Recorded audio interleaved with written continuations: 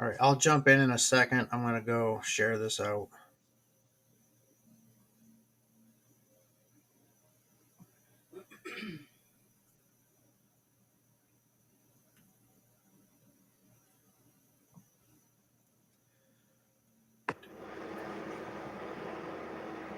Shalom, Nancy. Nancy Fancy. There we go.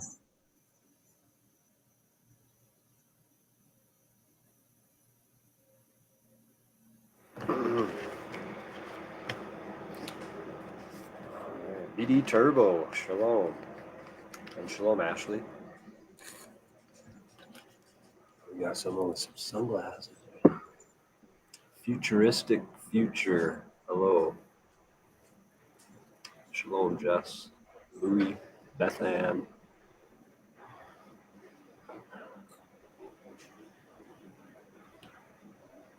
Oh, I must be blocked from sharing.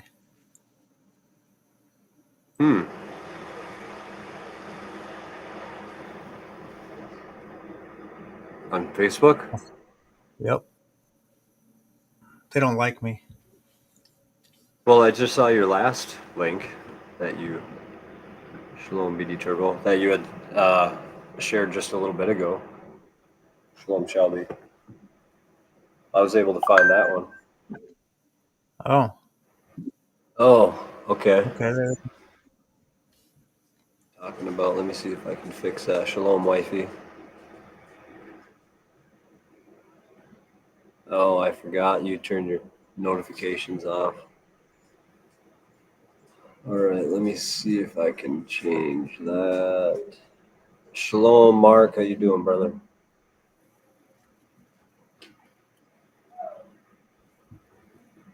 Let's see. Ooh. That one might be better. All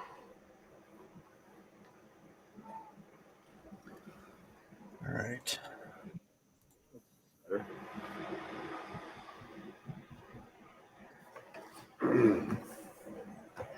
All right, can you guys on TikTok, can you hear me okay, or is that air conditioner too loud in the background?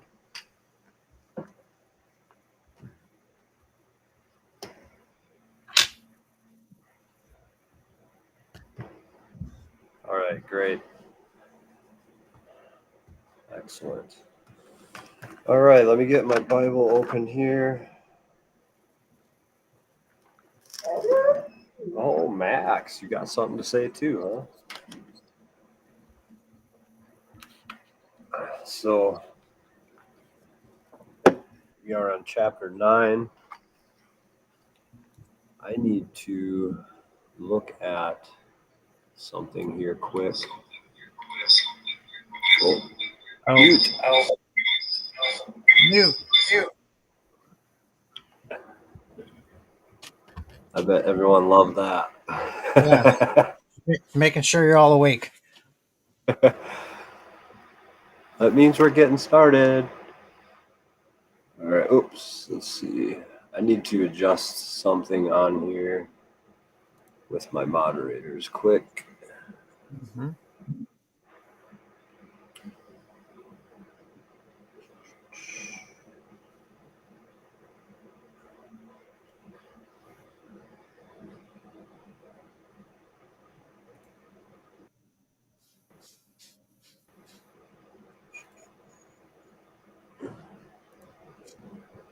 All right.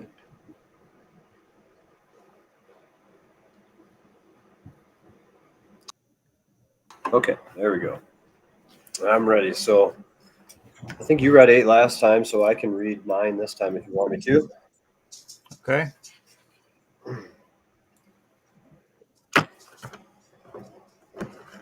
I praise you, O Yahweh, with all my heart. I declare all your wonders. I rejoice and exult in you. I sing praise to your name, O Most High. When my enemies turn back, they stumble and perish before you. For you executed my right and my cause. You sat on the throne, judging in righteousness. You have rebuked the nations. You have destroyed the wrong. You have wiped out their name forever and ever. The enemy is no more, ruins everlasting.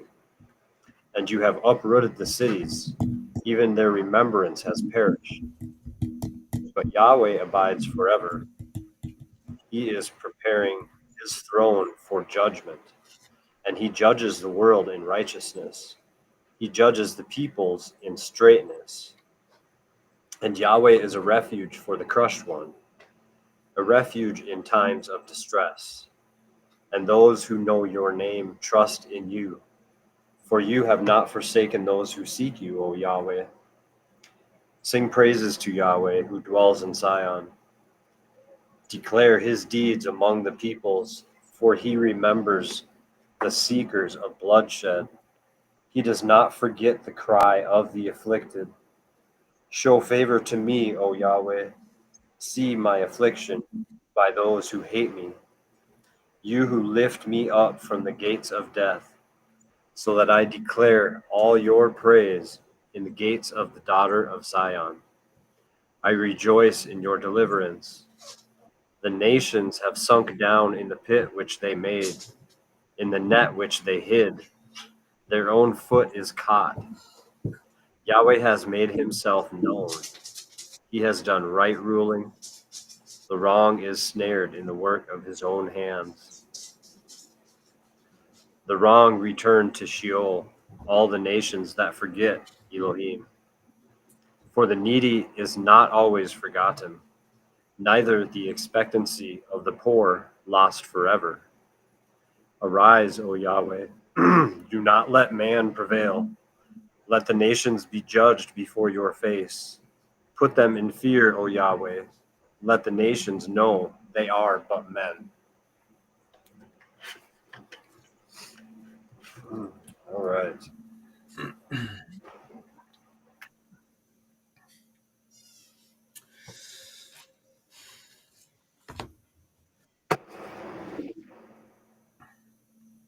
A lot of digging to do here. There's a lot, yeah. A lot to unpack in that chapter. Let me get my other Bible open here to it.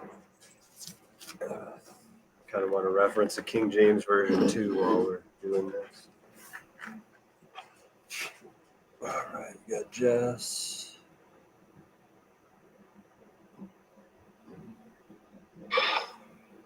Shalom, Jess.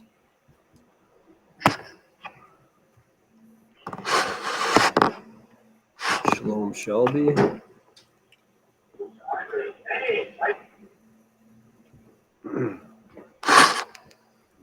Who else we got here? Wifey. Yeah, I can't invite you. You have to ask because I can't see you on the guest list until you ask. Christine, if you want to come up as well, or Mark, or anybody else, this is an open Bible study, so everyone's welcome to talk and share. Yeah, we're on Facebook. Oh. Hi, honey. And I don't see other people's requests when they request to pick it up. That's so weird. Huh. Oh, referencing. That's because it's on my personal page on Facebook. I don't think I have you. Allow people up into your live and whatever. Yeah. I'll have to. Shalom, Mark. Yeah, it might be because of your privacy notifications. I don't know. Because I can't find you to add you either. Let me go out and I'm gonna share it to. I gotta share it to my thing. I gotta do something goofy, anyways. Or James, can you share it to my Facebook profile? It's not letting me share for some reason. I think I've been shut down or something. I don't know. Oh. Huh. I can see it. I can probably have Ashley share it. I don't know if she's following you. I can do it if you're quick. Pretty sure.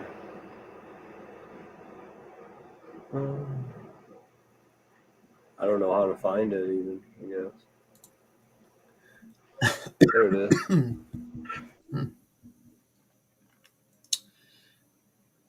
Oh, all right. I just found a whole new screen here.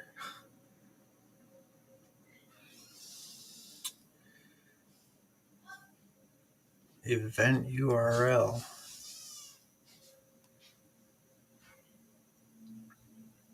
This is new. I gotta keep changing stuff.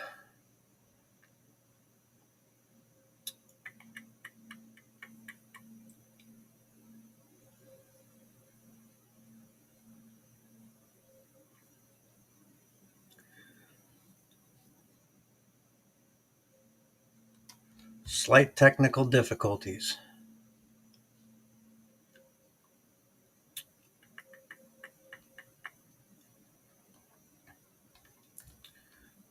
Let's see.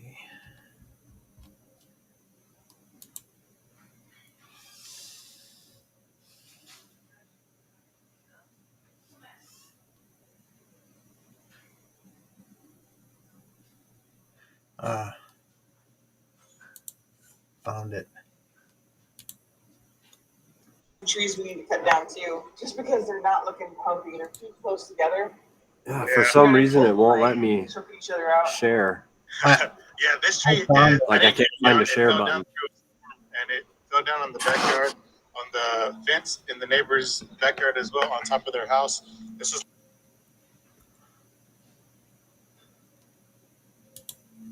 So I ended up finding it.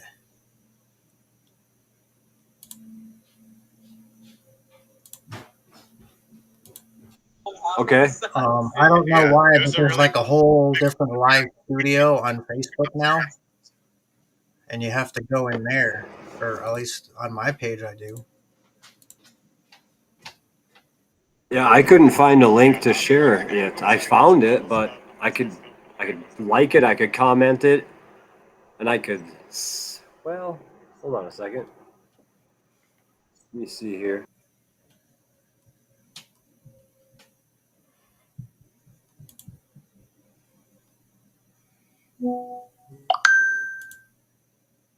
There you go.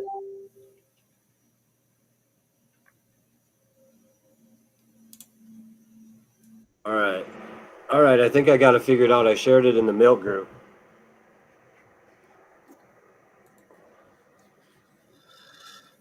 All right. So 9:1. I praise you, O Yahweh, with all my heart. I declare all your wonders.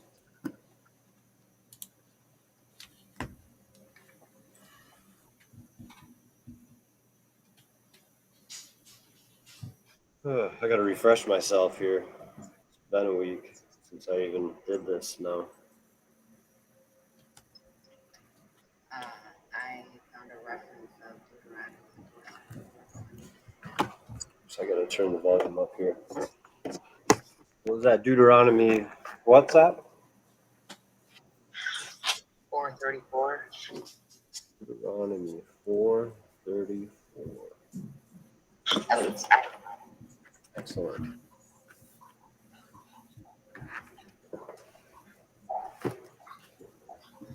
She offered to read it too. I don't know if you heard that part. Oh, I didn't. No, go right ahead. Absolutely. Thank you. Okay. Or has any God ever attempted to go and take a nation for himself from the midst of another nation by trials, by signs, by wonders, and by war, by a mighty hand and an outstretched arm, and by great deeds of terror, all of which the Lord your father did for you in Egypt before your eyes? Mm-hmm. Very good. I agree with that. Mm-hmm.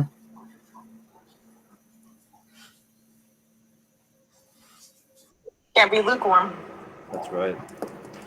And it's amazing that you said that because what I found, okay, so the word works, all right? It's at the end of the verse, very last word. Well, I noticed in chapter 8, verse 6, that there is the word works there as well, okay?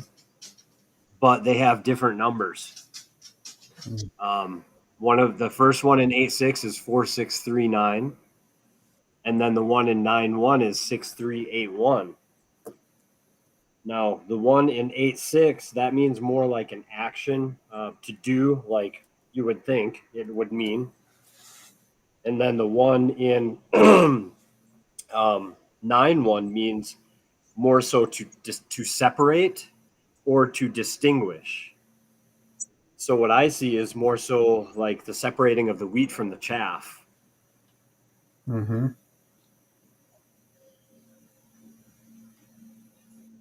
That's good. And like we just said, you can't be lukewarm as we come to the truth. He's going to do that, and we can see the others' fruits more clearly. You know, we can separate in our own lives and the people that we interact with as well, because of our righteous judgment and our discernment that we gain through the knowledge and wisdom that he gives us as well.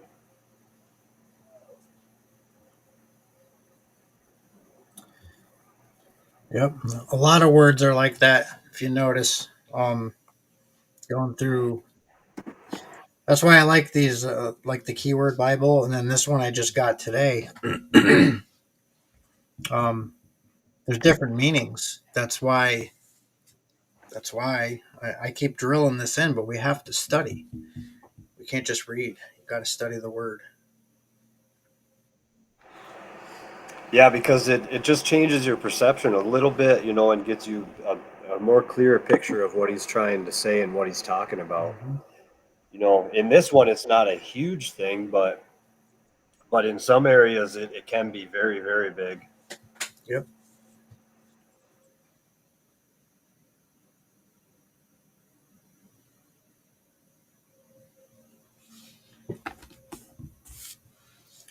That's all I had on that first verse, though.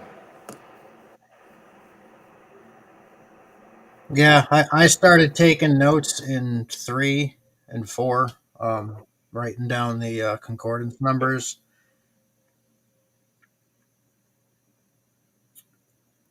Well, in verse 2, I rejoice and exalt in you. I sing praise to your name, O Most High. So, like, in his marvelous works, if we carry on from where we were last time, we were talking about tribulation, and we could see a lot of the tribulation in the end times happening in the previous chapters. So I kind of, you know, we just talked about the separating the wheat from the chaff as being his marvelous works in the first verse instead of an actual action. So in the second verse, I see, you know, like through the separating of the wheat from the chaff, we got to praise him in the good and the bad, because the separation is going to test people's hearts, and it'll be very, very sad what's going to come in tribulation. I mean, even now, like with the ones that we love and the ones that we see, the ones that we know that are not living righteously, you know, that is sad in itself, that we have to still praise him and let his will be done. Absolutely.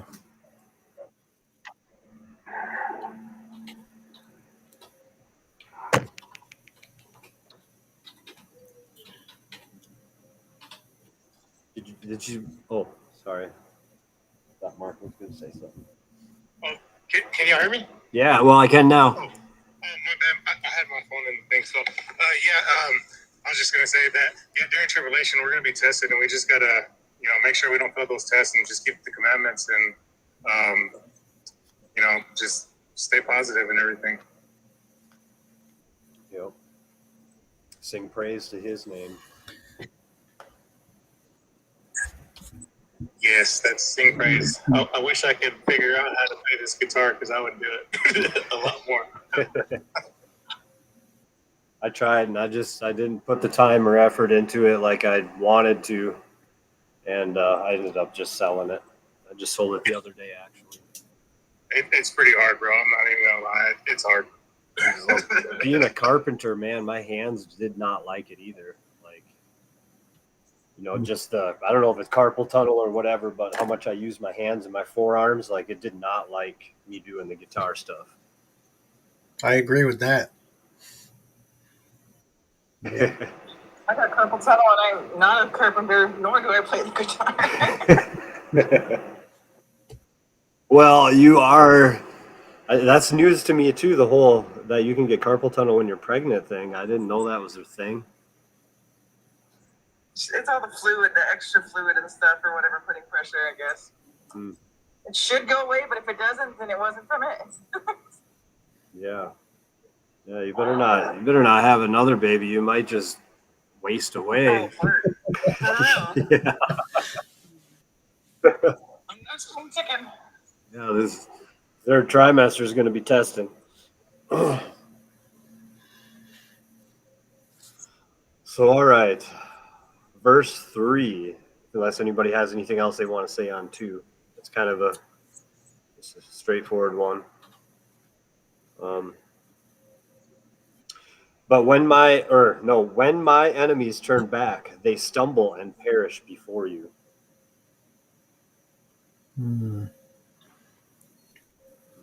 So I want to talk about those words in this verse because something stuck out to me. So enemies is concordance number 341 with a root of from 340. So 341 is enemy, foe, adversary, and 340 the root as one from an opposite tribe or party. So it's specific. From the root. Opposite. It's talking about, well, Canaan. People not in the same tribe. People not of Israel. Right. Yeah, just like that one teaching of Jason's, I don't know if you saw it, but he compared a lot of opposites in scripture, because everything is opposite. Mm-hmm. He doesn't have any gray area like we've talked about. Yep. There's an answer. Light and dark. Yep. There's an answer for everything in this book. Just got to seek it. There's a little hint at who the enemies are there that I just threw in there. Yep.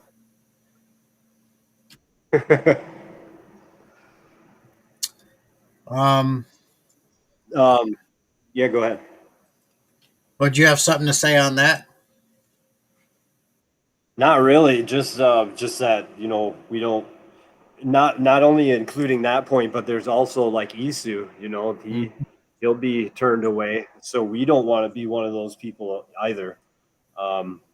We can be turned away from the gates as well if we aren't following in our Father's way and listening to His command. Yep.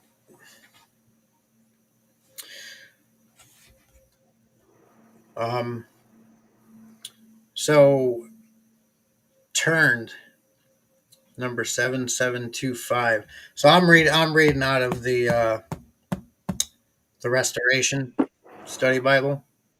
Okay. So it's 7725 means not necessarily to a starting point. So it's actually what I think. I mean, what I take that as is turning away from the Father's commands, away from what we're supposed to be doing. Doesn't mean necessarily going back. Like the church talks about falling away and backsliding. Doesn't mean going back to where you started. It means turning away from what the Father says.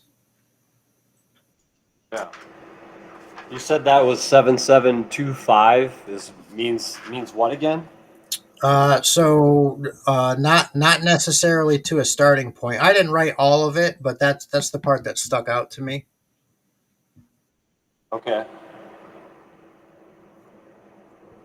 Right?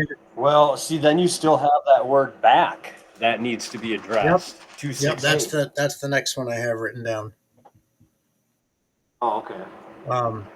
And there's two words in that definition that's really stuck out. So 268 says shortened, hence backward, and then it says as facing north.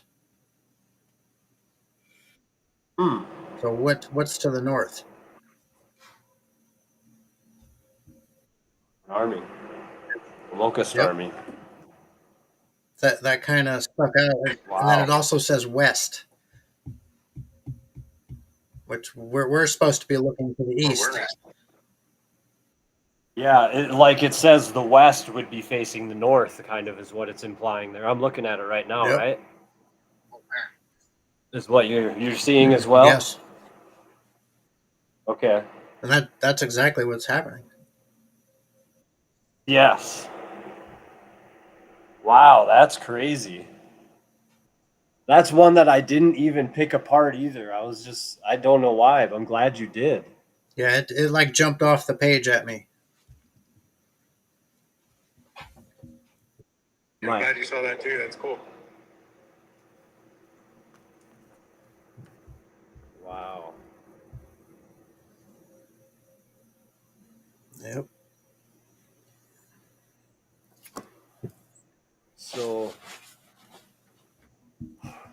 So that all right. So when my opposite tribe is not necessarily started when looking to the north, is how that would read. Yeah.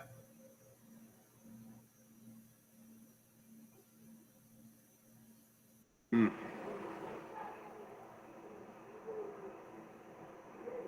Did you break down the rest of it too? So I have the last word I have is where fall. That's 3782. Now that pretty much literally means what even the church teaches: to waver, falter, stumble, fall, cast down. But it also says cause to fall. So if you're causing someone else to backslide, to fall away, um,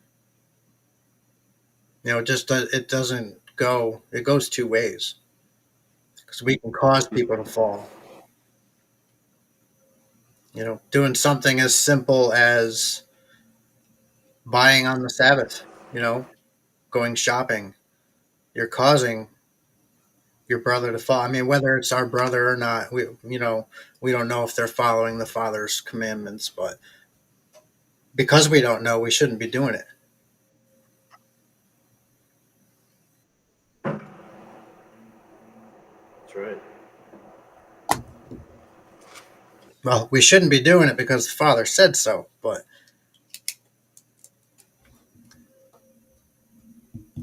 Yeah, that one parish is to wander away.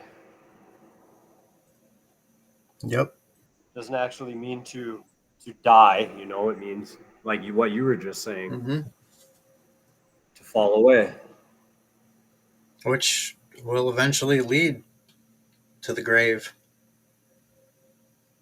You keep Yeah, the second yep, death. you keep going that way, and not a good idea.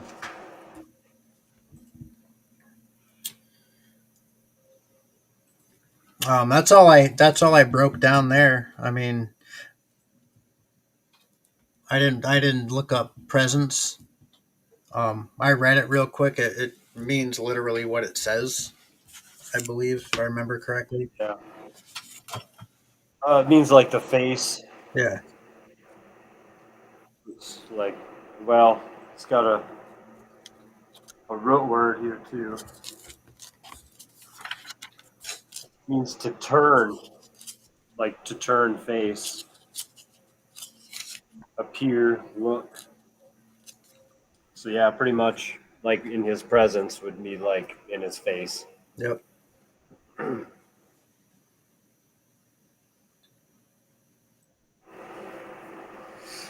Oh, let's see. I'll look at the comments here. Oh no, hard way to not even. Oh yeah, Sabbath. Yeah, if you don't have anything to prepare for Sabbath, like if you don't prepare for Sabbath, it kind of sucks. Mm-hmm. You got to go and. See, that's one thing I think about a lot too when we were on the fence about should we leave or should we not. And then I tore my rotator cuff. Well, Max did, and I was like, okay, nope, that's enough for me. And then I left again for somebody's baby shower because a longtime friend. And then I was like, nope, okay, that's enough for me. It's just every time I'm like, nope, I'm good. I'm not. No, I don't even like traveling anymore. I don't even want to leave.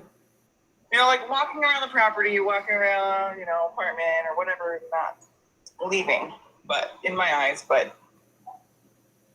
yeah. I have a quick question about the Sabbath meal while we're on the subject.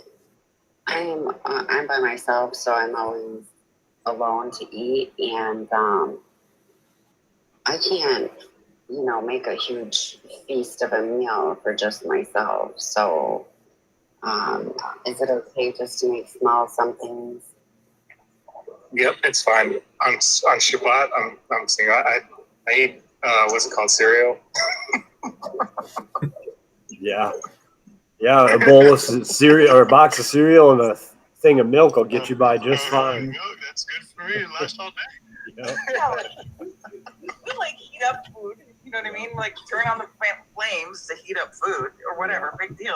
Make a sandwich. That's not. The stuff's already prepared. Yeah. No. Yeah, that's how we do it anyway. Mm-hmm. Yeah, whenever I'm at my camper, I do barbecue outside and stuff like that, or make a pot roast. I do like to do that, just and I guess it's in a crock pot. But yeah, that's really. I know how to cook, but I don't also cook a lot. Yeah, like the crock pot is like the Sabbath saver for sure. Right. So I see, Scott, you wanted me to fill you in on the comment or on what I said a while about. I'll kind of recap. We were reading 9 verse 3. And when you break down the beginning of that, when mine enemies are turned back, it actually reads more so when my opposite tribe has not yet begun to the north. And then it's talking, that last word means that the west is looking to the north. And Grateful One said Achor, the Valley of Achor. Isaiah, maybe? Yep. 65:10. On it. And Shelby, I agree that last word about presence, it means about him turning his face. So like him turning his face back to us is what I see as well. When you look at it about the tribulation aspect, for sure. That's true.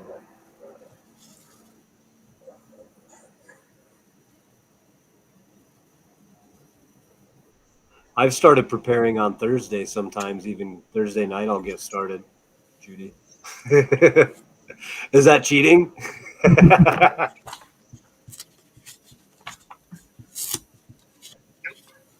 I guess technically it'd be Friday, so, at sundown, right? Mm-hmm.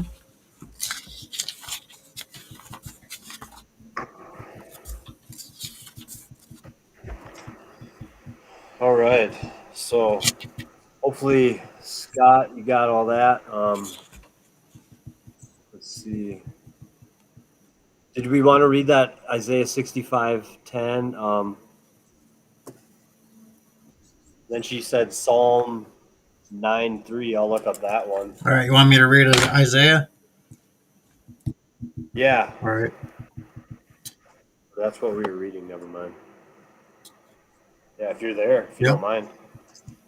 And Sharon shall be a fold of flocks in the valley of Achor, a place for the herds to lie down in, for my people that have sought me.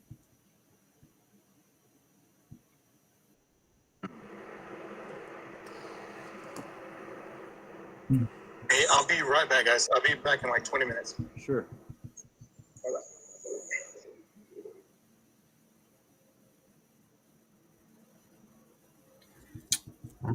Yeah, meditate on that for a little bit, Scott. I'm going to look that up because I'm curious. We're still looking at it too, so.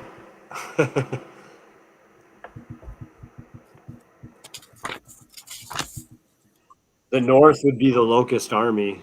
The northern countries make up the locust army for the most part. Ah, no, you ruined it for Scott. The question was for Scott. Oh, well, my bad. You had to think about it. You don't want to watch movies with me. Or me. I'm better. Spoiler. So Strong's number 5911, Achor is the name of a place in Palestine.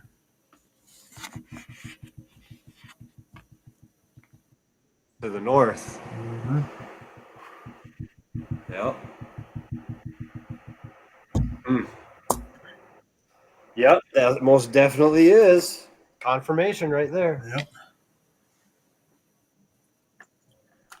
I'll be right back. I'm going to grab a beverage. Okay.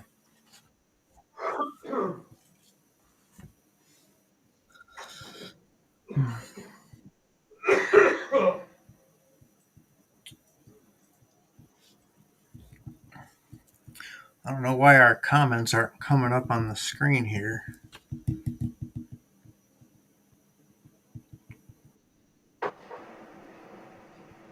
On which app? James? On the restream. They're supposed to. Probably a setting I didn't turn on or something. I'm still learning about this. There's so much you can do in here.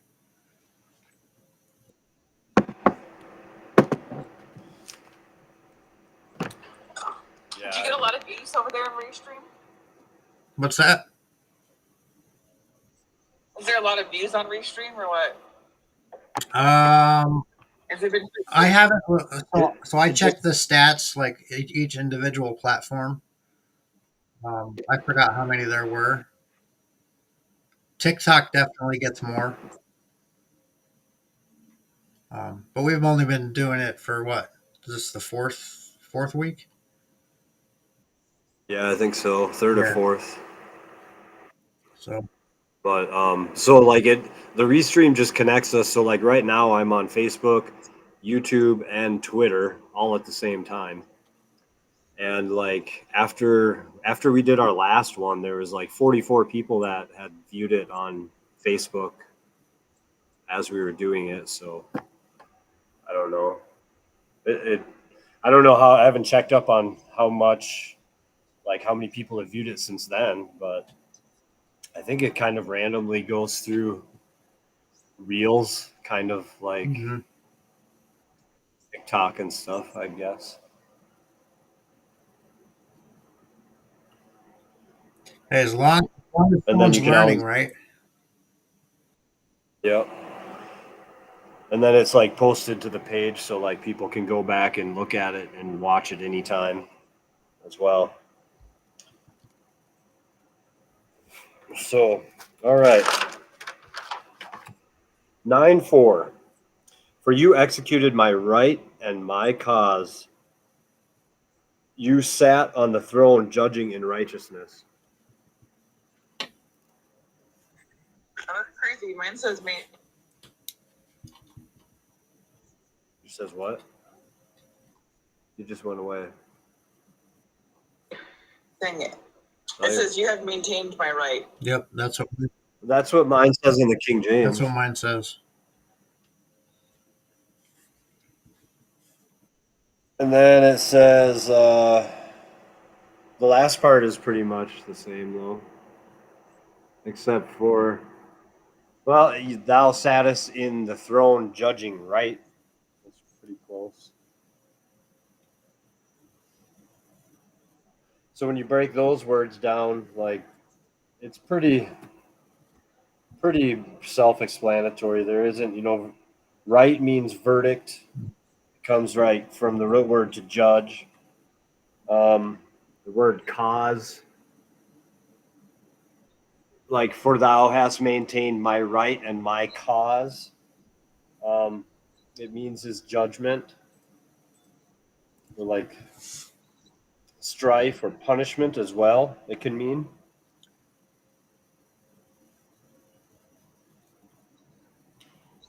So it just kind of makes you think about that, like thou hast maintained my verdict and my strife for punishment. So like I can relate with some of that. Like I've mentioned my back. Even though I'm following his way, he's still going to maintain that punishment on me for whatever that punishment is. Maybe he'll take it away someday. Maybe not. Maybe it's a lifelong punishment. But that should not deter us from his way or deter us from following his way. It should strengthen us. But Yep. In Book of Nazarene, it says they leave a place, and one of the disciples asks the Messiah. He asks them, "Why did you not heal everybody?" And the Messiah's response was, "For some, it may be better if they are not healed, mhm. because that strife and punishment is what brought them close to the Father. And if they are healed, and they don't have that strife or punishment anymore, they might lose that connection with the Father." Yep, absolutely. Grateful children.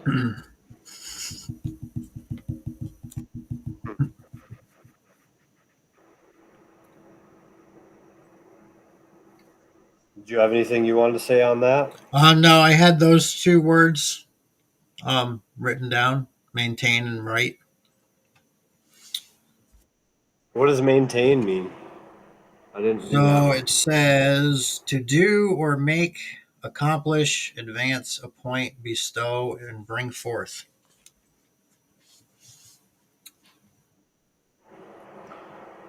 So it kind of fits for the word then, at least. Yep.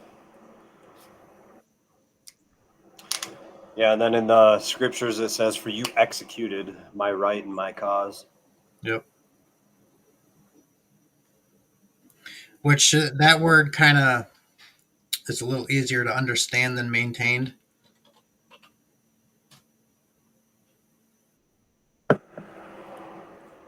But in some aspects, like I like the word maintained as well, because when people think about like execute, they think of like, all right, it's you did it, it's Mm-hmm. done, like I served my 10 days in jail, it's executed, it's Yep. done, Yep. Right. For sure.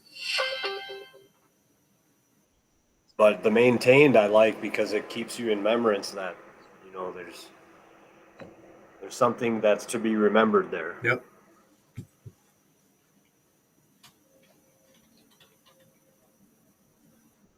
Good. All right.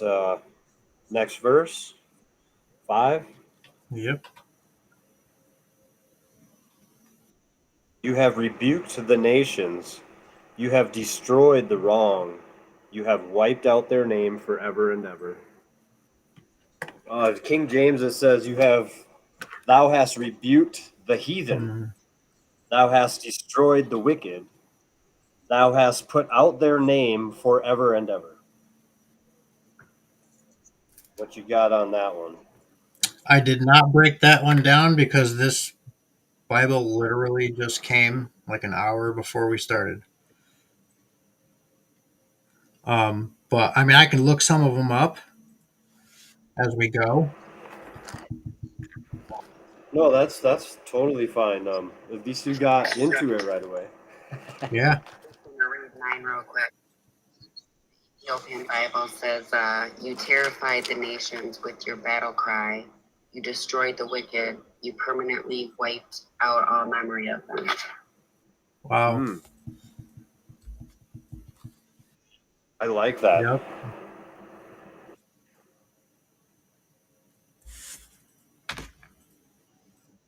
Thou hast rebuked the heathen, and that would be the thou hast scared them with the battle cry. That is awesome. I'm going to look up heathen, what it says here, because I've noticed in some concordances it reads different. It's not drastically different, but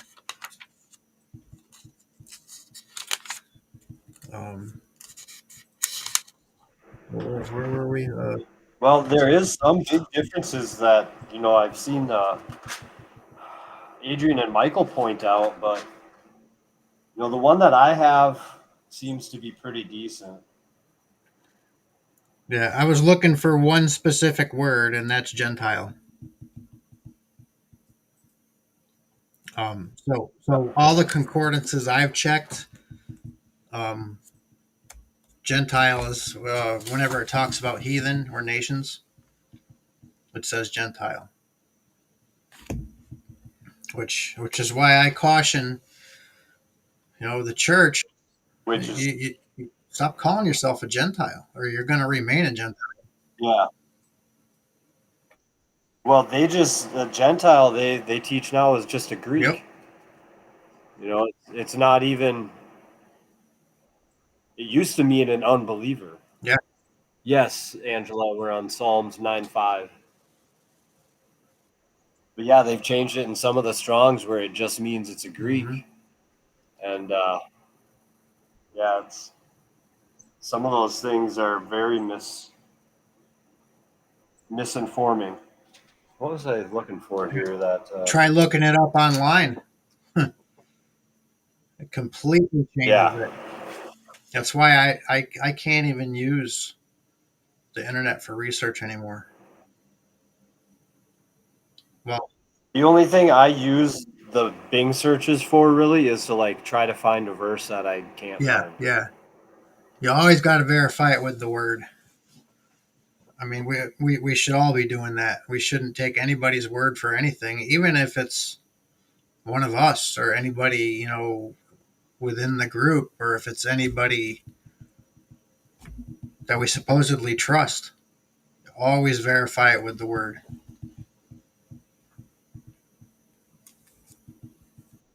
Oh, that word destroyed. It's got the same number 6 as it does perish in verse 3. Yep.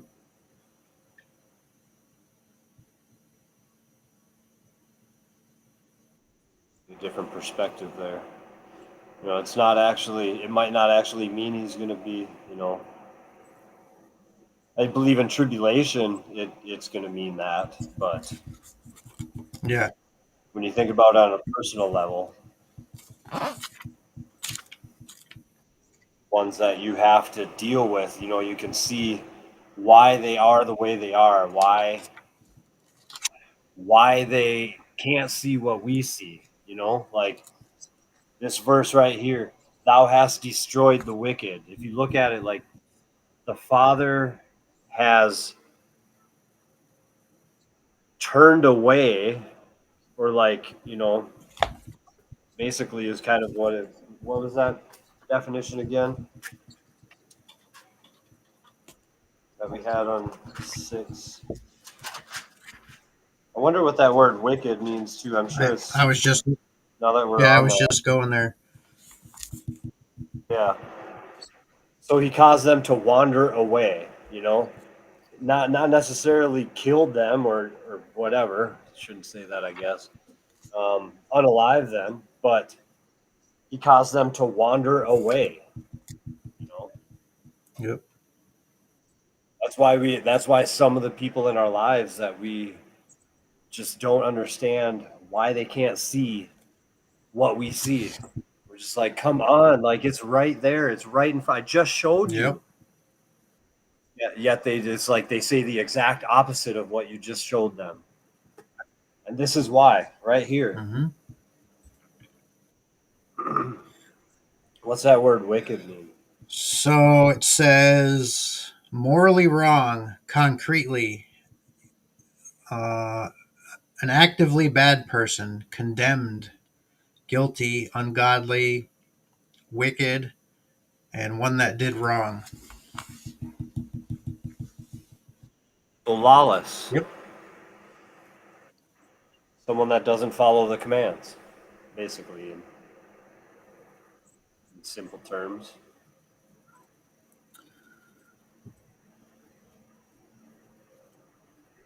Now has put out their name forever and ever. And that name, it's not only like Daniel, all right? Like, it's not only that there's going to be people talking bad about this guy named Daniel after I pass. No, it's my reputation, it's my memory, Mm-hmm. it's my individuality, or it can be my shame. Yep. But that's kind of what the name, that word that they use there for name, it actually can mean renown also. Yep. So that's a deeper aspect on what you can think about yourself and Mm-hmm. self-analyze yourself and take an inventory and think about what people are going to be saying about you when you pass on from this life. You know, what's your name going to be? What's your memorial going to be? Is it going to be shame? What's the memory going to be? Good, bad, reputation? Yep. Same thing. So the next part's interesting. Forever and ever, Six. two different numbers. Oh, that. Yeah. What do you got there? So the first one is 5769. And I'll look up the second one. right. So 5769 says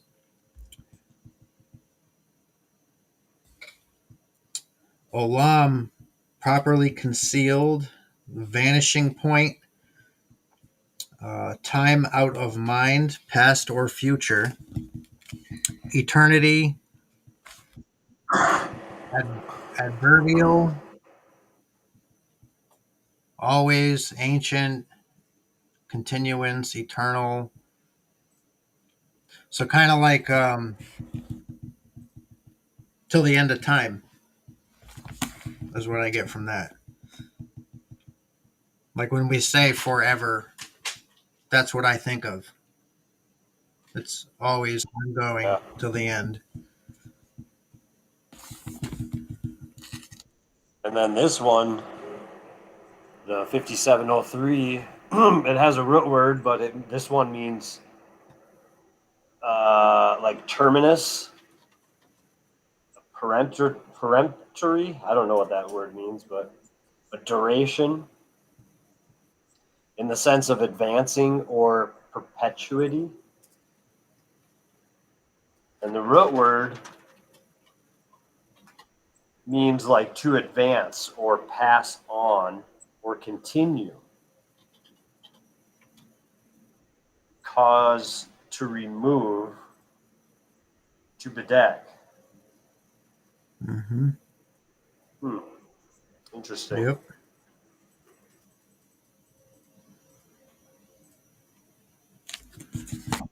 Yeah, they expound upon each other. Yeah.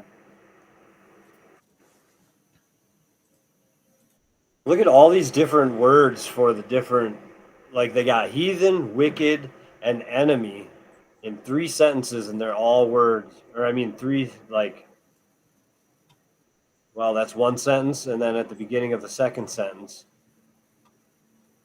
there's 3 ways to describe different people with 3 different words, Yeah. but they all kind of mean the same thing. Maybe. For the most. What did that one heathen mean? You want me to read that one? Did you say? Yeah, what did you say again? Well, I was looking for the one specific word, um, Oh, okay. Gentile. And mine says a Gentile. Oh, a flight of locusts. Oh, really? I must have missed that. Yep. 1471. Um, Thou hast rebuked the oh, heathen. yeah, it does. Wow. Be a troop of animals or a flight of locusts. Foreign nation. Comes from the root word 1465, Hmm. which means the back of the person. The butt. And that comes from the root word 1460, which could mean the back, the middle. And that comes from root word 1342, which means to mount up, to rise, be majestic. Hmm. Majesty of God. That really take a turn, huh? Yep. This is why we can't just read. I'm going to go back to that last one. Might not make it very far tonight.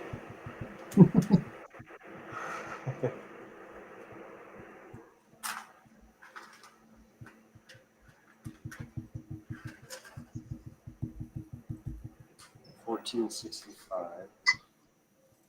We did say 9 had a lot in it. It did. Hmm. It does. The back. The middle. Corresponding to 13.54. Oh, okay. I read the wrong number. Or no, I did. From 13.42, Hmm. which means to mount up. Locust army, to mount up. Hmm.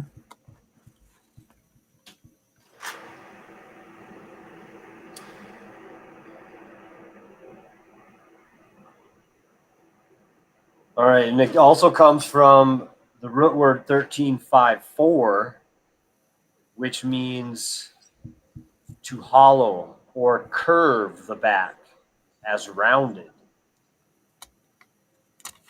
Hmm. like a hunchback.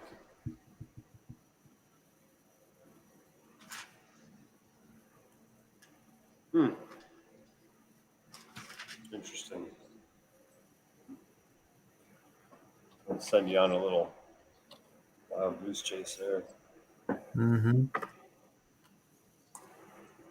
I was pulling up different versions. Are we still on? Where are we at?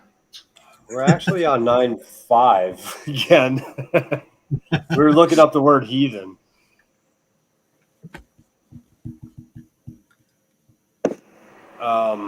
And then we were looking up, well, we already looked up wicked, and then we were going to look up enemy next. Sorry, we have not gotten very far. For anyone that is expecting to get somewhere tonight on this, it's Now we're look getting at that. somewhere, just maybe not very fast. You just lost 2 people from the group. Sing for the joy. Absolutely, Wanderer. Hallelujah. For wicked, I'm getting just like criminal, guilty one, but also hostile to Yah. Mhm. Hmm.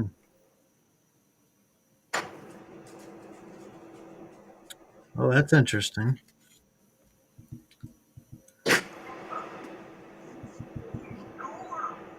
So that one enemy is like the opposite tribe again. Hi guys. Yep. Shalom, Angela. That's right. The turtle, slow and steady, wins the race. What'd you see there, James? I hear you going over there.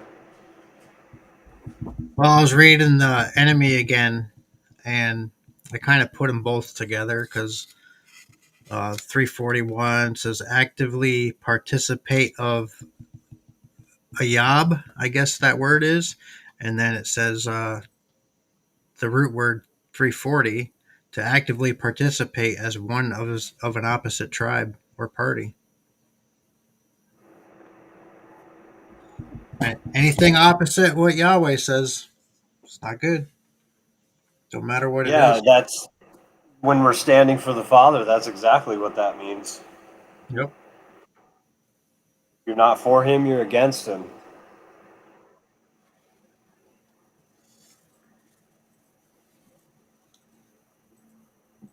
An adversary. Shalom, Jason. Who is the bow? With that bending and the hunchback, that kind of just reminded me of something about bending of the bow. I could be wrong. Well, yeah, the arrows, there's many arrows in the quiver of the Messiah, and the 4 horsemen or the locust army is, they're all different arrows in the quiver. I wonder if it has something to do with that since we're talking about the enemy and stuff. Right. Mm-hmm. Good connection there.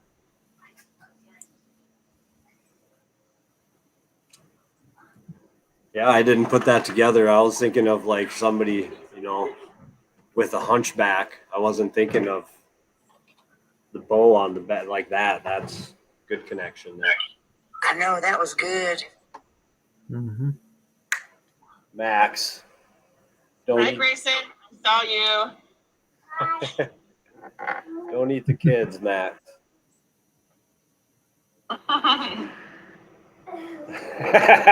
You just see him run by. Just like flying through the grass.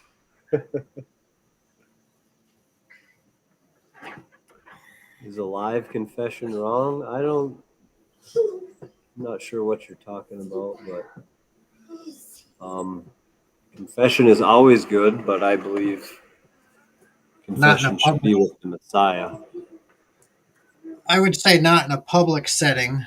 Just like we're not supposed to, like the churches do, we're not supposed to be praying at the altar during an altar call. But confessing to your brethren, definitely what we're supposed to do. James 5:16. Thank you for that.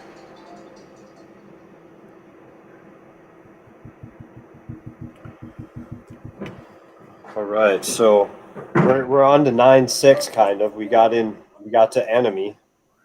I think we're ready to move on from there though, right? Yep. Okay.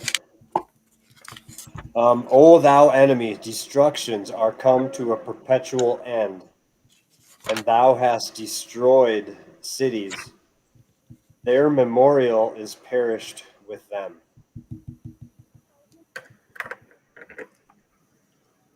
So the word destructions, when I looked at that one, it actually means like drought. And then the root word of that means by heat. So if you think about bringing forth dry land,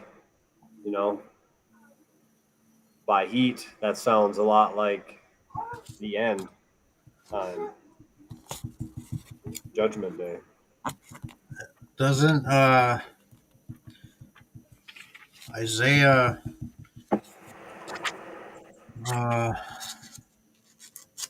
hold on, I'll get the verse. So listen to this though, it goes into more root words as you're looking that up. Yep. 2721 means by heat. 2719 means cutting instrument. 2717 means to parch, desolate, destroy, or unalive. Yep.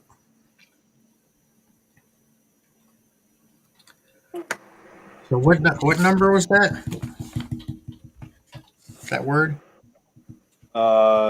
Destructions. 2723. 2723. I don't know. I thought of was Isaiah Oh, 1:7. Michael. Okay, yeah, let's hear that. So it says, "Your country is desolate. Your cities are burned with fire. Your land, strangers devour it in your presence, and it is desolate as overthrown by strangers." Yeah, like we were just reading earlier, the heathen. Yep. Yep. Shalom, brother Michael. Max is just floating. No, Hi, Max. Are you on my chair? he's on the couch. I'm under that. I got monkeys crawling all over me. So here's some more to it's more perspective to look at. So the word perpetual means a goal. All right, that's more so what the word means is a goal, or to glitter from afar is the root word on that. So the word and means to complete or goal of completion. Mm-hmm.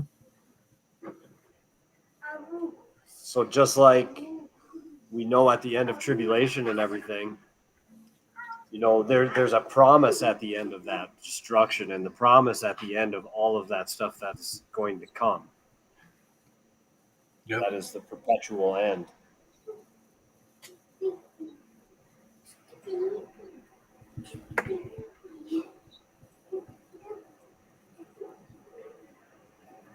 Yep. Prophecy that's coming to pass very quickly. And then if you look at the word destroyed, it means actually like to tear away a foe. Cities is a foe. All right, it doesn't mean necessarily a city like Mm-hmm. and thou hast destroyed cities. You know, you would think that he's like gonna like Sodom and Gomorrah. You know, that's what would come to your mind when he says something like that.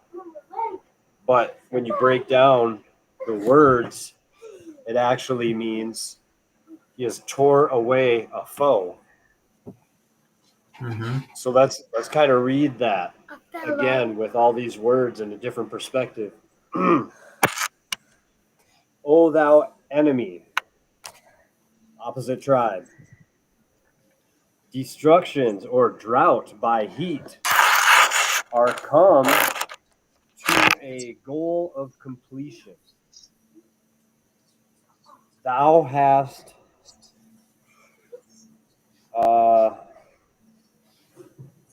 thou hast tore away a foe. Their memorial is perished with them. And we know that their memorial from before, well, it's a different word than name, but might have to look that one up. I don't want to say anything I don't know. Oh, I got it. You got Max, it? get off my chair. Hey, get off. You guys get out of here now. You're distracting. Go. So it says. So essentially, it's memory, remembrance, recollection.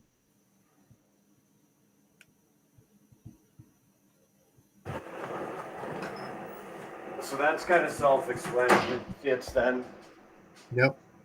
the ending. And remember that word perish doesn't mean necessarily unalived.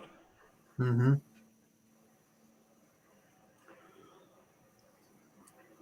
So that just helps give a way bigger perspective onto that than what's in the word, you know. Yep. Let's read from the scriptures.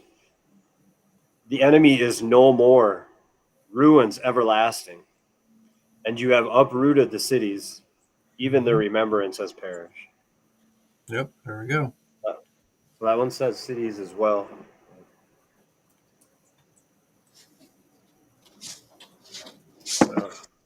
Anybody else have anything they'd like to throw on? You're welcome to come up. Anybody is welcome to come up and speak and share in the study as well.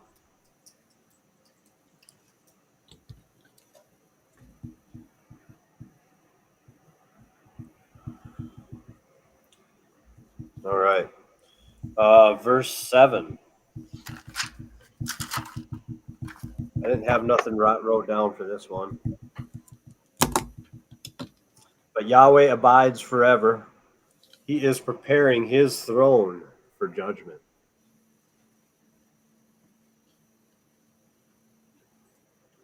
I think it's because it's speaking of the Messiah right there. It's when he returns. That's what I see right there. Yep. He is ruling.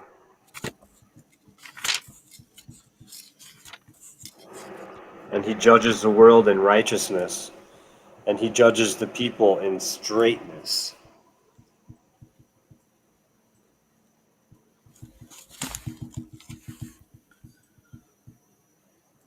Well, we all kind of know what righteousness means, but what's that uprightness?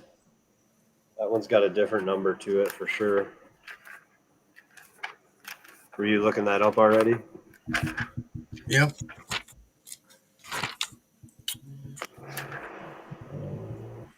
$43.39.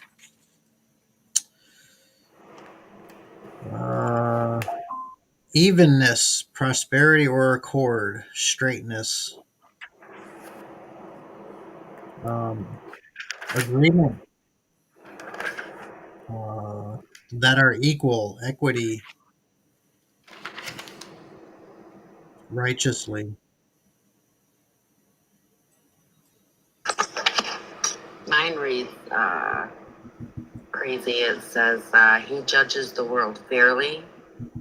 He makes the legal decisions for the nations.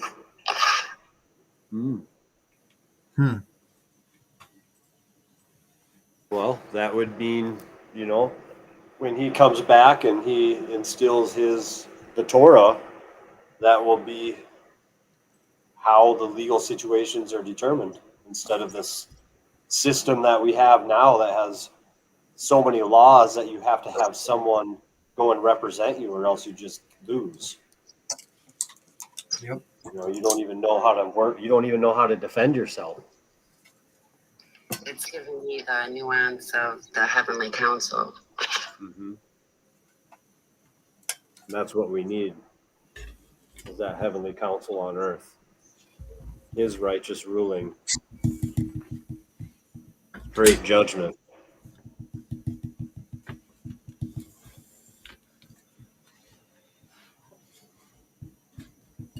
That's what led us astray to begin with, is us trying to use our own righteousness and our own rulings. Like, he already gave us a list with all the things that applied to life. And then here we are trying to, we're at 9:6, or 9:7 and 9:8, but in Psalms. But why do we need all these laws that are ever changing and ever compounding on each other?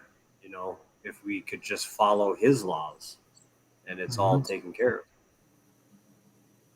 Yeah, and if there's any Christians that are still in the church out there listening, and you're wondering why things are going wrong all the time, well, that's exactly why, because you're not following the Father's will. You're not following his laws, his commandments. That's not to say that things won't go wrong, but you won't get that sense of despair if you're following the Father's will, because he'll walk you through it. He shows you the way. That's right.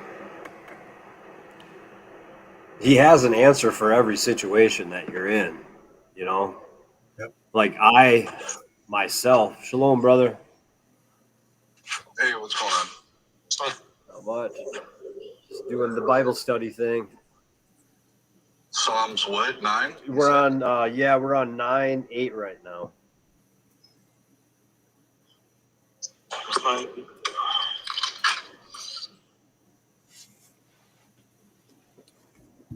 But in every given situation, he's got an answer.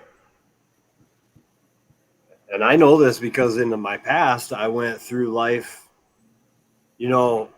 wondering what the answer was, and the Christian church did not have the answer because they aren't following his way. They talk a good talk, but they don't do the walk. They go on their own understanding. Yep.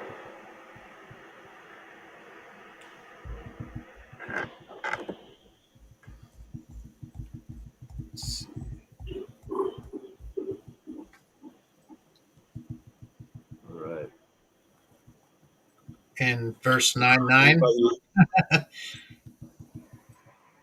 talks about it. Yeah, go ahead and read it. Yahweh also will be a refuge for the oppressed, a refuge in times of trouble.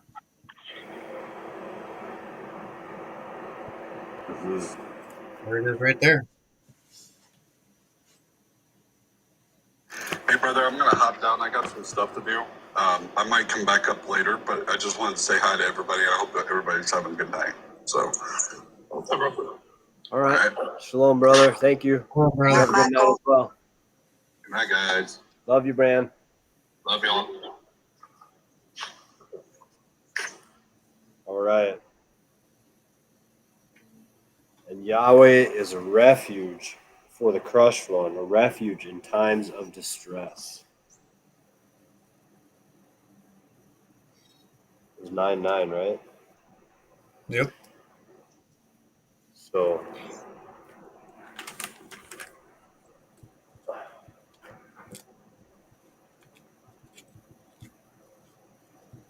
oppressed, crushed, to crumble, collapse.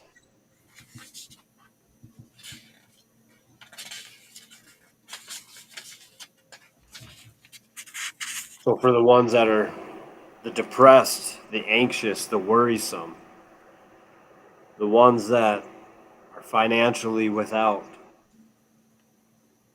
the ones that are being held down, abused, all of that. That's what it refers to. Mm-hmm.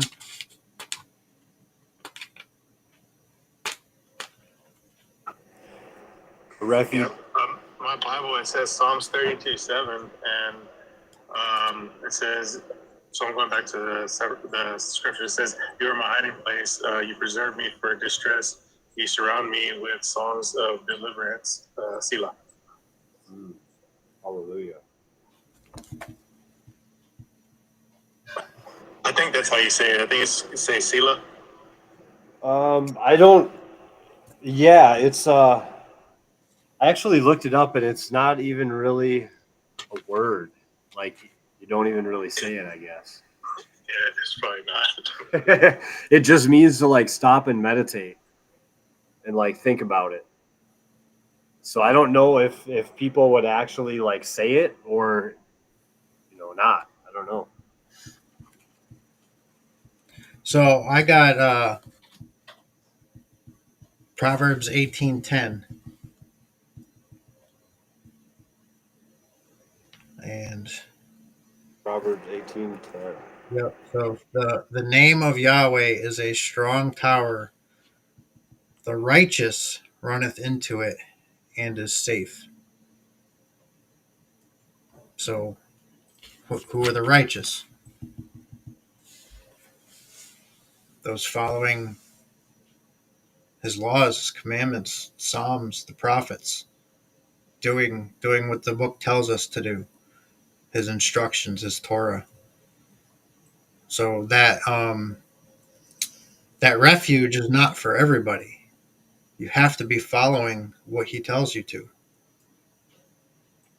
So everybody in the church that's not following, they're doing Sunday services and saying that the law is abolished and there's only 2 commandments.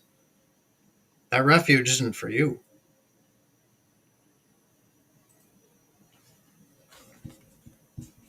It can be. Our Father doesn't change.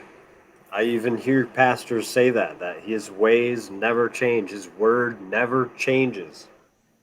Do you think his righteousness changed? Do you think the way that people were perfected and the way that people, like in Luke 1:6, how people were found righteous and blameless before the blood of the Messiah, before he was even born? Do you think that's changed? Just because the Messiah came? I don't know. I think he came to confirm that. He came to magnify it and exemplify it and show us that it is possible. He even told us to go and sin no more.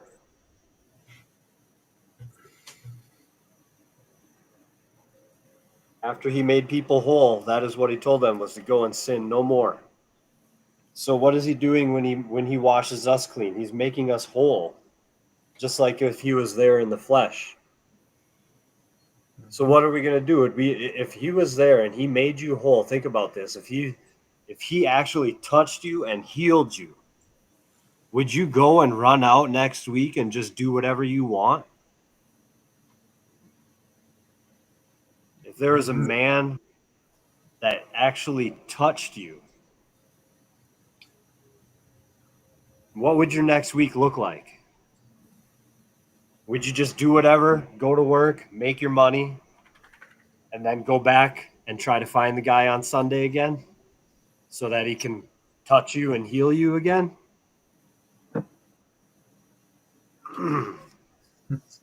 If you do that, he won't do it a second time. I can guarantee you that. Man, I don't think I would. No. You know, if he saw you throughout the week and he was like, he saw that you were trying, maybe he would. Mm-hmm. But he better come on Saturday, not Sunday. Yeah. He's a master of the Sabbath. of the Sabbath. Doesn't say he is the Sabbath. Yeah, and he loved to heal on the Sabbath. So that would be the day I would be looking for him.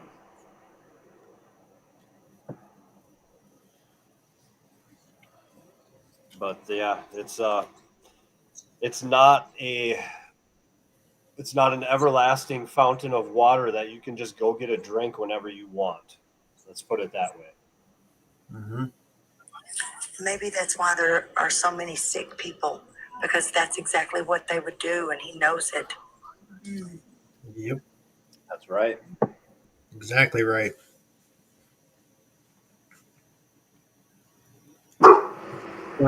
Why people go to church and they come in, they leave the same as they came in. It's not how it's supposed to go. When we read this word, when we do what the Father tells us, he changes us.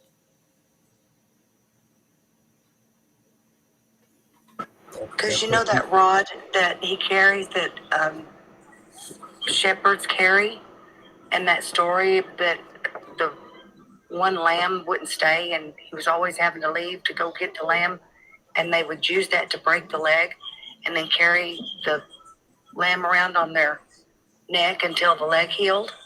You know that story? That might be what's happening to so many people being sick right now, and he's not getting them better because that's what he's doing. Oh yeah. Mm-hmm. I don't think you were in here earlier, Angela, but I'll read that Book of Nazarene statement that I read for you, or for everybody. He said, so they left a place and the Messiah didn't heal everybody that came to him. Like some people he healed and some people he didn't. And the disciples asked him why he didn't heal everybody. And he said, to some, it would be better for them if they were not healed. In meaning that, like, if the reason for their coming to the Father, or, you know, what's going to bring them to the Father is their punishment, their persecution, their pain, whatever, their suffering. And some people, that's what keeps them in their relationship with the Father. So if they were to be healed, they might lose that relationship or go away from the Father. So yeah, I think you're exactly right, where he's drawing people in through sickness, through pain, through suffering, through death. I know people that have actually came to the Father without anything in their past from someone passing away. So I think you're right on point with that statement. Mm-hmm. You know, that's pretty amazing what you just told me, because all of a sudden I thought every time I go to either read it or listen, you have videos on that book, or go to listen to those, I get sidetracked and go away from it. And then I'll go back to it, and then the same thing keeps happening. And maybe it's because I'm supposed to be seeing these things, and maybe we all are on our own. We're really doing a lot of reading. We need to be walking some too. Mm-hmm. I'm glad you brought that up, Angela. Yep. That's good. That is the most important part. Like, what are we doing it for if we're not going to walk it out? And I love those aha moments. Mm-hmm. Mm-hmm. They're great. Yeah, the reading part is great. And that's the best part. And the book of Nazarene, that shows you how to apply it, you know. The application, and it emphasizes the application. So thank you so much for bringing that up, because that is a huge point that a lot of people, even in the TikTok world, are missing these days. Is they spend so much time behind the screen reading and doing and whatever, and then they get up on the screen, or they get in front of the camera and they put on this persona, you know. Mm-hmm. And it's not going to work in real life, you know. It's not going to bless you. It's not going to bring you closer to the Father. And the thing that we really need to do is learn how to walk as the Messiah walked, and put that as our focus above all and everything. I mean, the prophets, yes, they were instilled with knowledge and wisdom beyond people of their time. But what were they talking about? Why were they able to walk the way that they walked? Because they were able to see the Messiah. That's why. They saw him in a light that nobody else saw him. So that is the goal, is to the walk.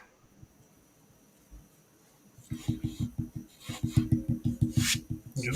Hallelujah, Angela. Sorry for the detour, but that's one that needs to be taken. Yep. That was great.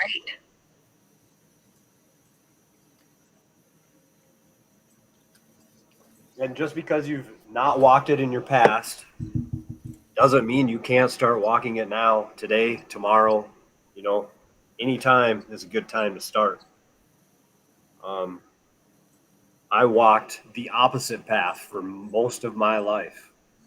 And as soon as I started to walk, like I made the step in the right direction, he was like the father with the prodigal son welcoming me home, you know?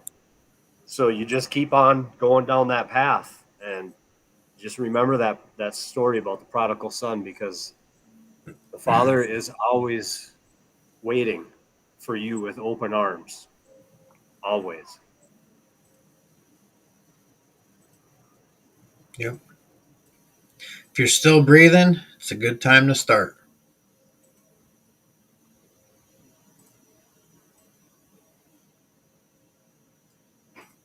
That's a very good point. As long as you have breath in your lungs, you still have a chance to proclaim his name.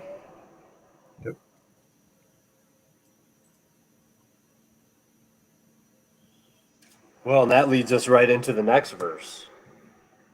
And they that know thy name will put their trust in thee. For thou, Yahweh, has not forsaken them that seek thee.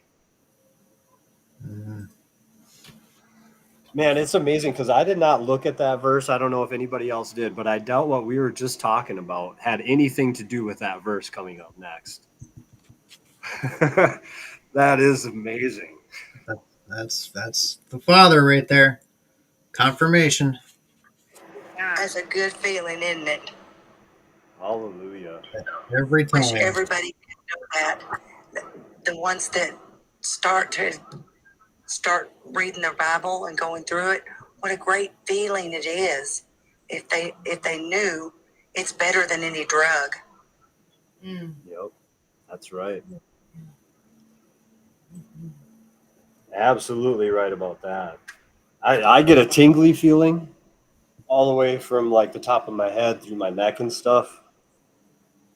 I do too. I was just going to mention that. And I think that's why I get so excited. I wait for it all week long because this happens every week and I know he's upon us. Hallelujah. Happiness, the feeling of happiness. That's right. Hallelujah.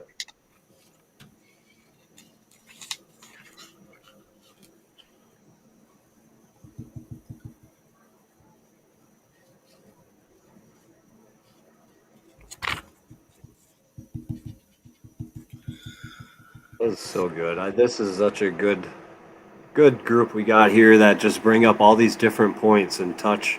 That's why it takes us so long to get through. Hour and a half now, and we're only halfway through the chapter. I love it.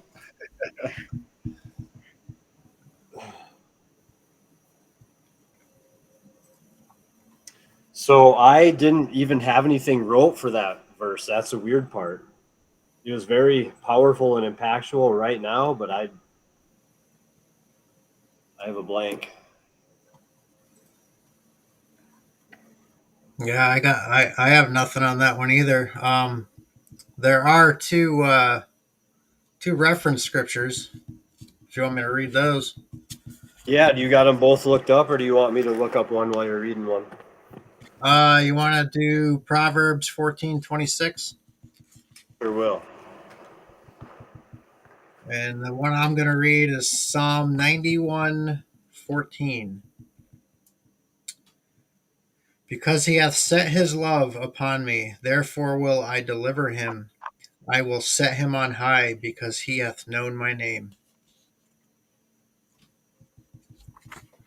Yeah, that's right.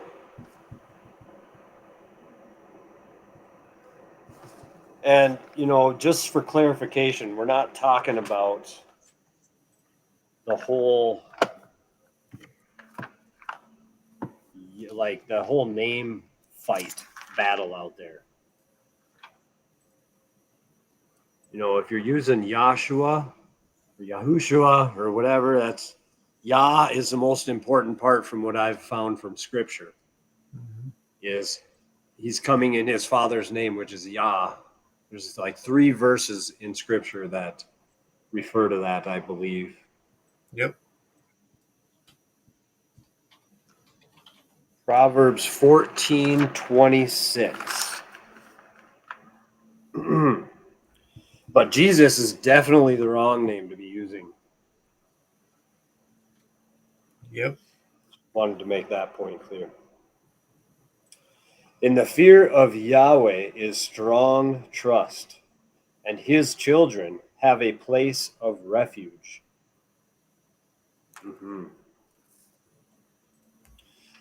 I don't know if people can notice that in their own lives as they've come to know the Father and build a relationship with him in truth and follow his commands, is that that as you do the things he wants you to do, that he's going to take care of you.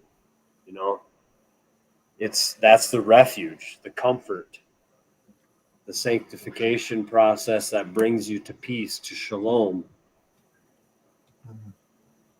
So Just wanted to add that.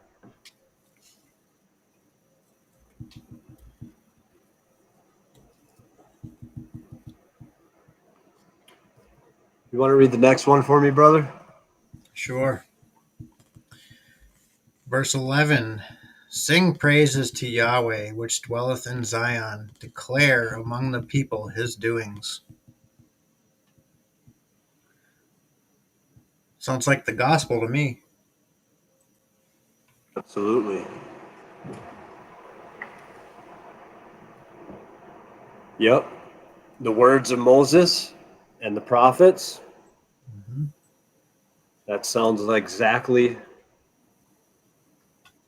like what the disciples and Paul and all of them, that's what they declared among the people of his doings. Yep. All of that. We're on 10, right? 11 now. Yeah, that was 11. I missed out.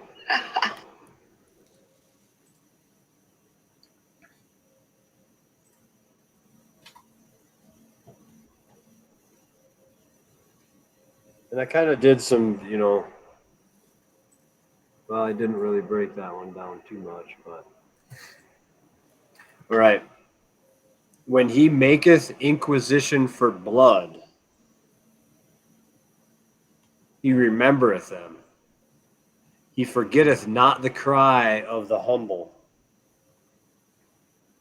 For I'm going to read it out of scriptures now. For he remembers the seekers of bloodshed. He does not forget the cry of the afflicted.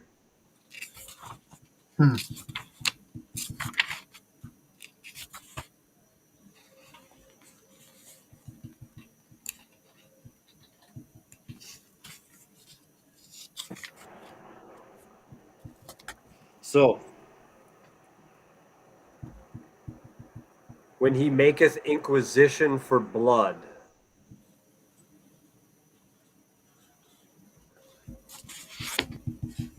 this means like the word inquisition means more like to follow or to seek. So like the ones when he maketh it, so when he seeks for blood, he remembers them. When is he going to be seeking for blood? Tribulation.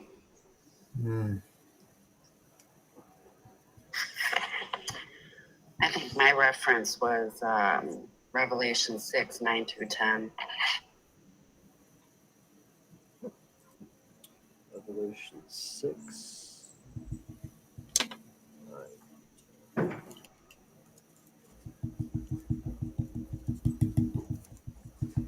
You want to go ahead and read that, or you can go ahead if you want, or if you're there.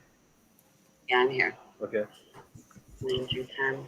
When he opened the fifth seal, I saw under the altar the souls of those who had been slain for the word of Yah and for the witness they had borne.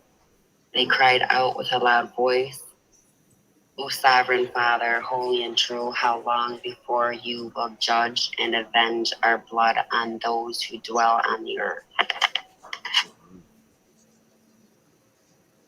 Mm-hmm. That's right. And who is going to inherit the earth? The meek and the humble. Yep. And this is just him reassuring us that he will not forget his promise to us. He forgetteth not the cry of the humble. Great reference there. Thank you very much for that, Jess. Also, I did want to say, what's it, 12? I looked up Avenges, and I found under heathens, also heathen deities.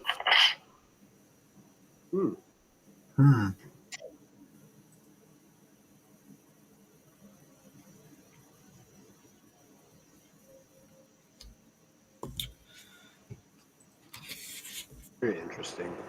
Mm-hmm. That was for where was that for? You lost me on that one a little bit. 12, 9:12. Avenges, the word avenges. Avenges. I don't have that in my. Let me see where I got it from. Neither Is of my versions have that. Is it Inquisition? Is that the word?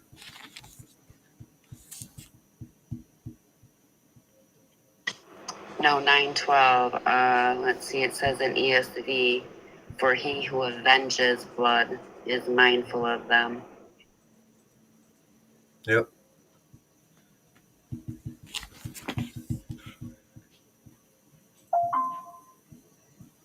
And you said that could mean heathen deities? Yeah. Wow, very interesting. Huh. Well, that would very much go along with what's happening at, tribulation, these people following. And so it's number 1875 for Inquisition. And it says necromancers. Wow. Yep.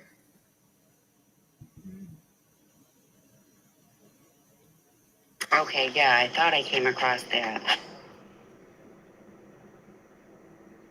Yeah, he's going to remember them, not in a good way. Can necromancers be ghost hunters? We are commanded not to seek after the spirits or not to speak to the dead. There's Yeah. a lot of those ghost hunting shows. Yep. Yeah, any of that, any of the speaking to the, the people that try to draw in spirits and all that stuff, all of it, no matter what, is negative. Like, we aren't even really supposed to be praying to, like for the dead or anything. Been there, done that. Yep. I gave the T-shirt back. Good thing. Yep.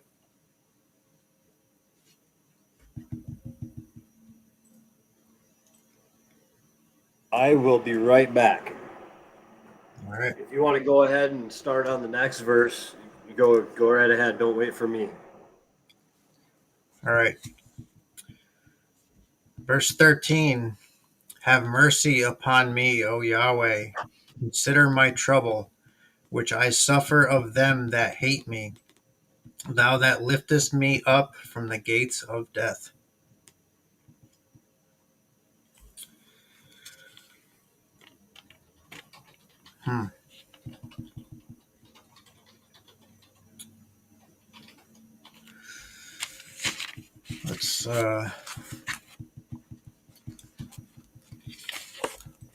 Let's go to, I'm going to look up trouble. It's number 6040.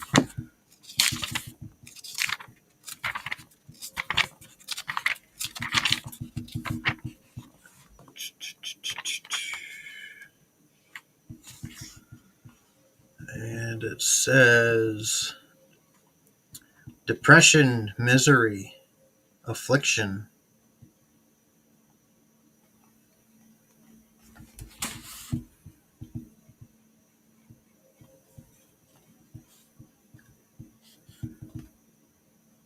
And then which I suffer of them that hate me. Obviously that could be a lot of people.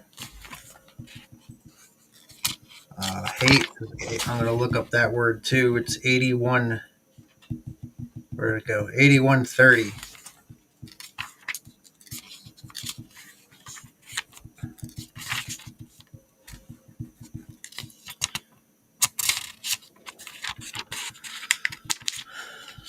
Let's see, 8130. To hate personally, enemy, foe, hateful, utterly.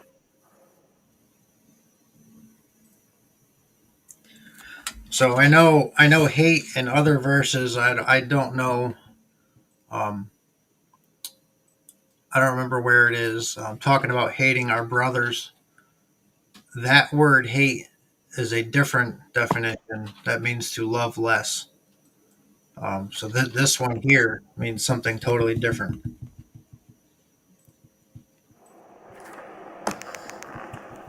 I'm back. Thanks for the warning.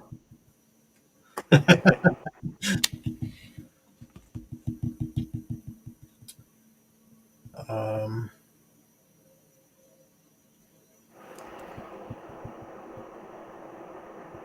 did you hear any of what I said?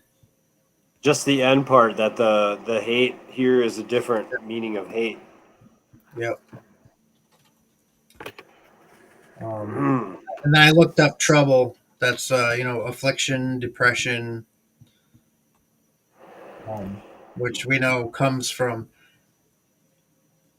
no matter it's. I see it as no matter how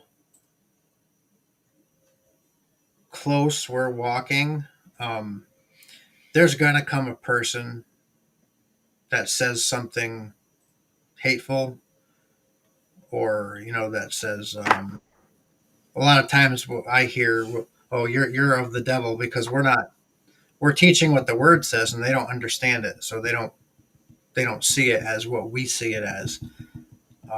There's going to come a time. There's going to at least one person that it's going to affect us. Um, like for instance, myself. There's a lot of people that come at me, and I just brush it off now.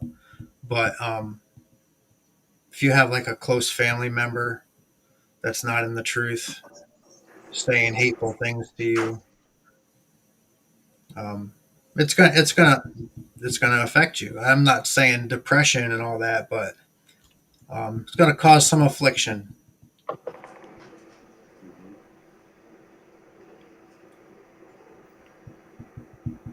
And sometimes you don't even realize, like, when you're in the conversation or something, or dealing with it, like, it's almost like adrenaline, like if you get hurt or you get cut, you don't even know how bad it is right away or how much it hurts until later on because of the initial adrenaline or whatever the initial feelings. Yep. Sometimes when you're dealing with people, it's defensiveness or pride or something that doesn't allow us to feel that hurt right away. Not Hmm. adrenaline, like getting cut, but just definitely I can see where you're going with that, James. Thank you for bringing that up. Well, that's probably the Father protecting us, so we don't get into that argument. We don't say something hateful back. We have time to reflect on it and bring it to Him.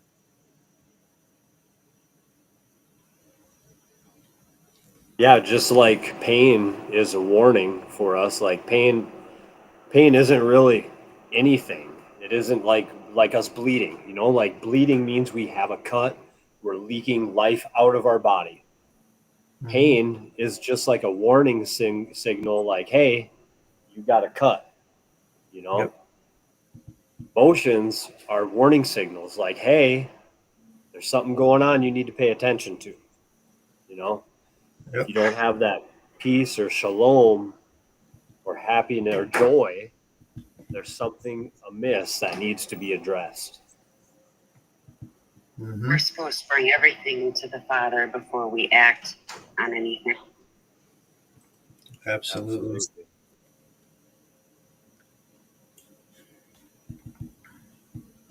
Hallelujah for that. And that's where he gives us the understanding and the wisdom, because if we don't bring it to the Father, then what are we relying on? Our own understanding. Lean not on your own understanding. Hallelujah. My understanding didn't get me very far in life before the Father. Right. Same here. Yep. Yeah, I thought I was going somewhere. It's like, my kid, he's got a hamster, and you watch him run that wheel sometimes. Man, he's going like a bat out of hell, but he's in the same spot he was just when he started. That's how I felt for 40 years of my life. Yep. And even sometimes now, you still get that sense of we're running around in circles because unfortunately we have to live in the world. You get that sense of going around in circles, doing the same thing, and not getting anywhere, according to the world. But like you said, there's a sense of peace that comes with it. It's not like we don't dwell on that stuff anymore. It becomes easier to have to run that hamster wheel because we still have to do it. We just don't Now have we to. can enjoy the scenery a little bit. Yes, yes. We don't have to be of the world. And we know why we're doing it. We know we're not just doing it looking around like, oh man, I'm back here again. Like, why? Why am I here again? Now I know why I'm here again. Like some conversations, some days throughout the week, like especially on TikTok and stuff, it feels like I'm saying the same thing all week long, Mm-hmm. but there's a reason for it. It's because that's how people learn. That's how you teach. That's how you share the word. That's how you do all the things that he wants us to do. It's a basic repetitive cycle of his will working through our lives. And it's as simple as that. He made it as easy for a simpleton and the genius to do it. It doesn't mean that you can't do it because you don't have intelligence. It's anybody can do it. I suppose you guys are getting hungry. All right. I got some kids to feed, so James, you're gonna have to take over for a little while. Okay. But I really don't have much else to say on these. I kind of got I don't know if it was just because I was too much in it for the day or what, but I didn't have a lot wrote down on these. But I'm just gonna share something quick that I wrote down about one of these verses. It's like I just wanted everyone to see, like, if we're starting to see the picture yet, that like the wickedness that damns us and that corrupts this world comes from within us. And if you look at chapter 9, you can see that the foes and the enemies are things that are not actual people. They're ways of life. And people might be actually doing these ways of life, but they can change as well. So, Yep.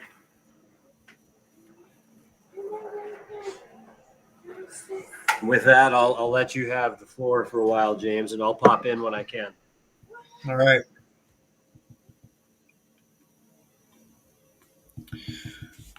All right. So left off with I'll just read through it again. The end of this is pretty. I mean, it's pretty self-explanatory. So reading 13 again. Have mercy upon me, my love. Consider my trouble.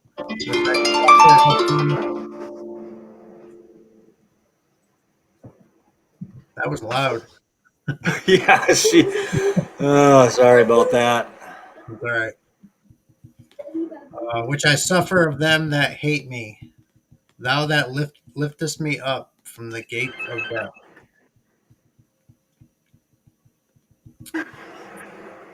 Actually, I want to look up the word death. 4194.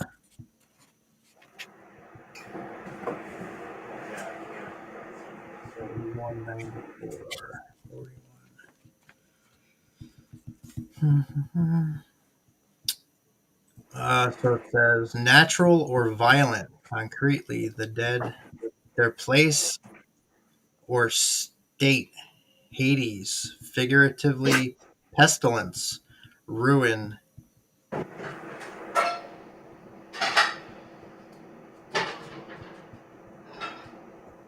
So it can be both literal and figurative.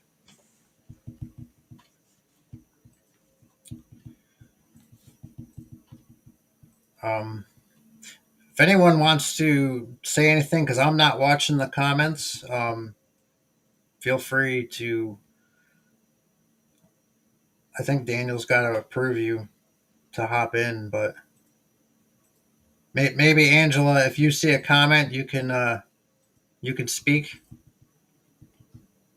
If anyone's got a question or anything. Do you guys have any questions?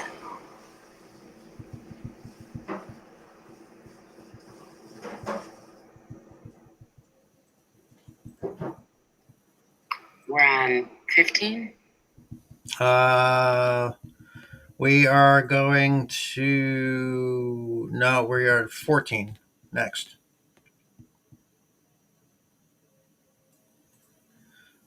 All right. All right, so I'll read 14. That I may show forth all thy praise in the gates of the daughter of Zion. I will rejoice in thy salvation.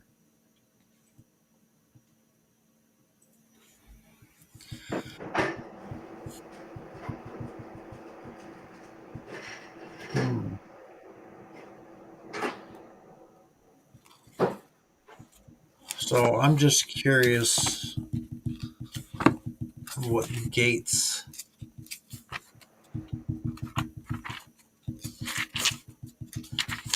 I enjoy looking up these words because That court of tabernacle or heaven for gates. oh, there you go. Okay.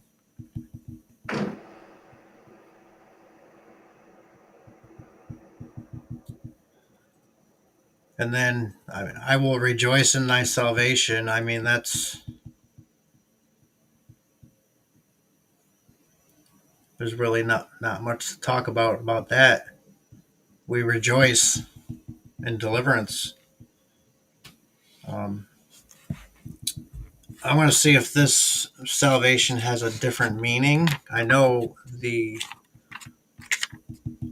believe it's the root word. It means deliverance. But let's see here, 34, 44.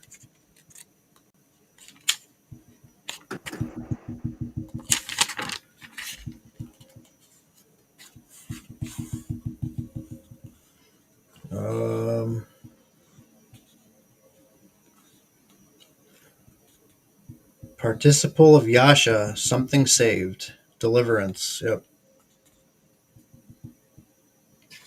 Salvation, deliverance, health, victory, prosperity. Because we know if we're doing the Father's will, He's not going to, just like Daniel was talking about in the book of Nazarene, there's not going to be healing for everybody, but what He will give us is understanding if we're doing His will. He will help us to understand His word. And also, like Daniel said, why we're doing it. I have a reference of Isaiah 62. Let's see, 62:11 says, "Behold, the Father has proclaimed to the end of the earth. Say to the daughter of Zion, behold, your salvation comes. Behold, your reward is with Him, and His recompense before Him." All right, thank you for that. That was good. Yep.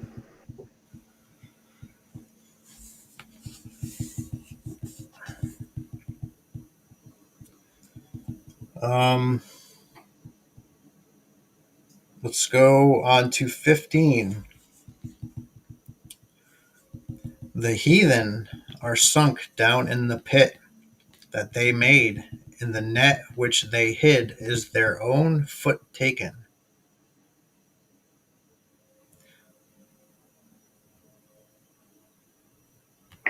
Hey guys, I think Mark wants to come up. All right, I don't know if Daniel can hear, if he can let him in I real got quick. him. Thank you. It's just close by. I barely heard you guys, but excellent. It's the other Mark. It's Mark Wright, Oh. 3508. That brother. Okay. Sorry, I'm still here. I was just reading. I sent him an invite. Sorry, guys. That's all right. It's good that we have more than one Mark. Yeah, that's funny. Yeah, that's weird. I sent you an invite, brother.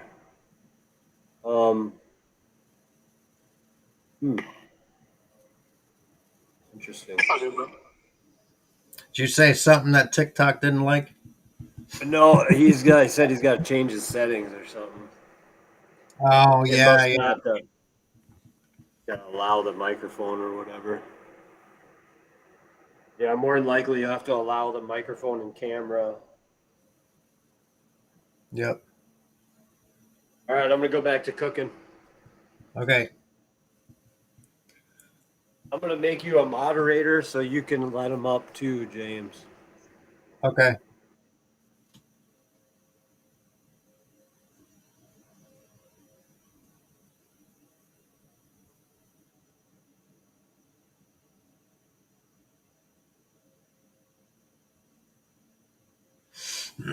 Shelby.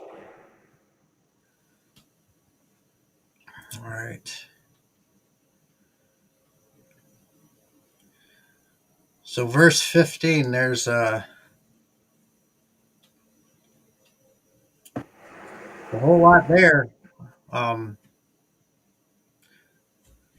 We know what heathen means. The heathen are sunk down in the pit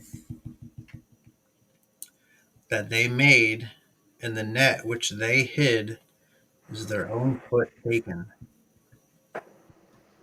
So I mean, heathen following the ways of the world, not following the Father, for lack of a better term, dig their own grave.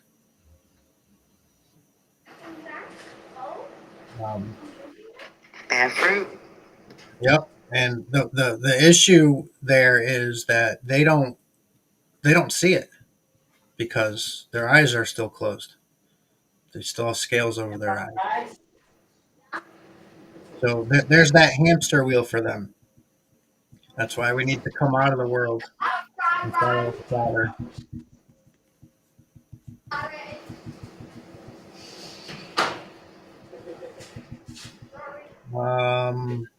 Verse 16. Yahweh is known by the judgment which he executeth. The wicked is snared in the work of his own hands. There it is again.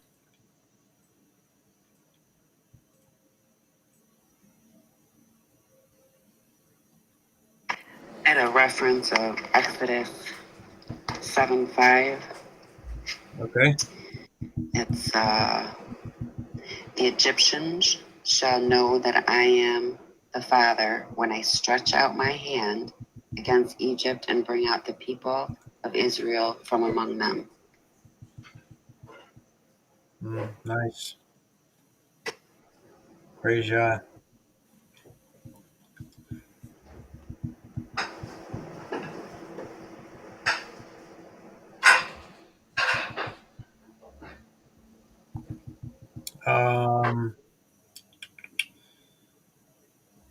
Verse 17. The wicked shall be turned into the grave, and all the nations that forget Elohim. I mean, essentially, it keeps repeating what the last two verses said. Interesting. Mine says the wicked. Oh, wait a minute. Okay. 17, right? The Yeah. wicked are turned back and sent to Sheol. This is the destiny of all the nations that ignore Yahweh. Huh. Yeah, that reads a little different.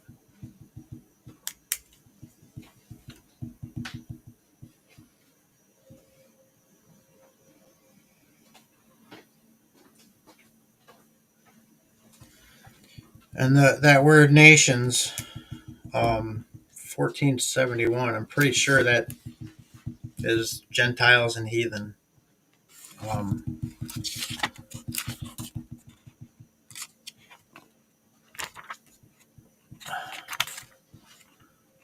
Well, there who would ignore him. What was that? Those who are who would ignore him. Yep.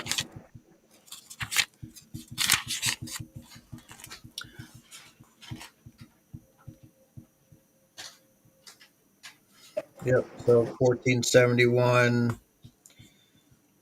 from the same root as. 17. I'm sorry. What was that?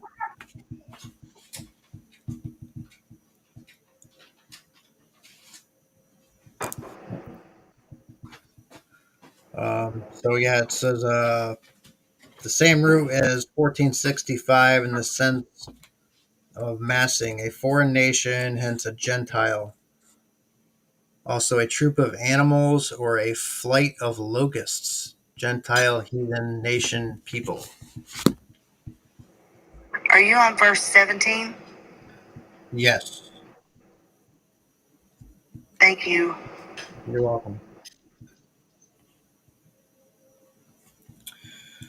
Well, there's the locust nation again. Yep. More than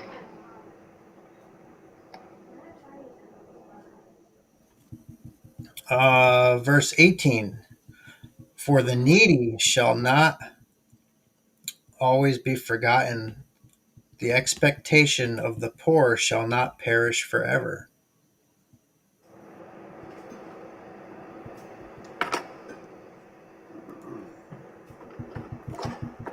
Let's see.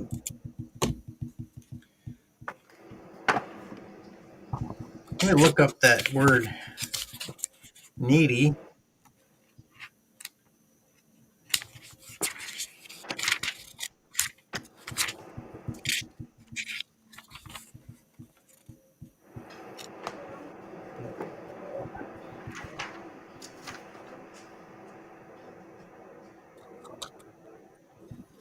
$34. In the sense of want, especially in feeling, destitute, beggar, needy, poor man.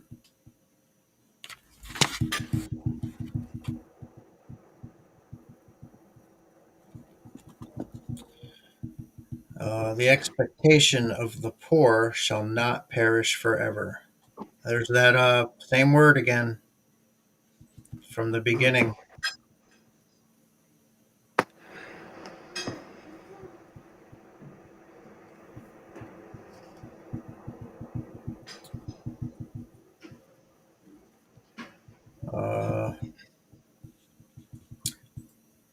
Go on to verse 19, says, Arise, O Yahweh, let not man prevail. Let the heathen be judged in thy sight.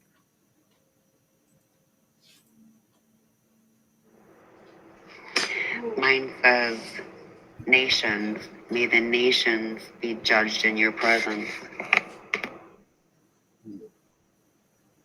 Mm-hmm. Yep. Daniel or James, would you let Shelby up? She's right there. Let me see if I can. Oh, there she is. I was just walking by. Sorry, thank you. I just wanted to talk about the poor shall not perish forever. That's basically talking about us and the people that need Messiah, kind of during tribulation. That the other people will fall basically by the wayside and they'll be forgotten. And us, we won't perish because the poor man needs Messiah, right? What does a rich man need? Nothing, So that's what that kind of reminds me of. It kind of really honestly reminds me of everything we've been reading. It's really just maybe like a re-summary of the creation story being said back to Yahweh by Messiah. But I'm not so sure if that's right. But that's what I'm kind of gathering, in some instances. Hallelujah, Yeah, Shelby. It's this. Sorry, I didn't mean to cut you off. No, you're good. Go ahead. No, I was just going to say thanks for sharing that. And that's exactly it. Like you'll see that it's the same word being spoken over and over and over again, just in different ways. Like, especially this verse, for the needy shall not always be forgotten, the expectation of the poor shall not perish forever.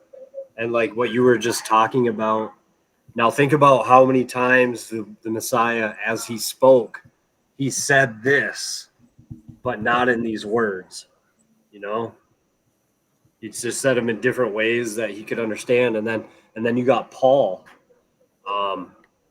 That the only reason Paul came along really was to help people understand in words they could understand. I'm terrible at quoting, but I believe the Messiah said something to the effect of, it'd be easier to fit a camel through the eye of a needle than a rich man to get into heaven. That's right. Absolutely. And there's a lot to unpack in that verse as well. When you actually get down to the eye of the needle and the camel and all of that. I'll just touch on that briefly. Like the eye of the needle is actually the door through the gate that people would have to pass in and out when you didn't, like a camel could make it through, but they would have to take off all of their baggage. They would have to unload everything on the camel in order for the camel to make it through the eye of the needle. So think about that.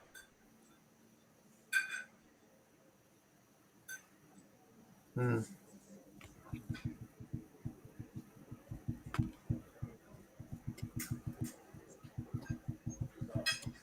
right. So,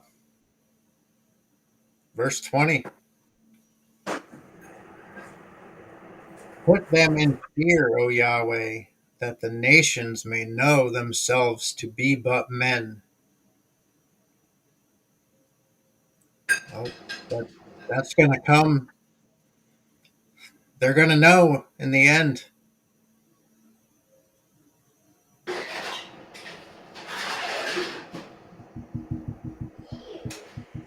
think they will know because didn't we read somewhere that he was going to kind of show his face back to them? That happens during tribulation.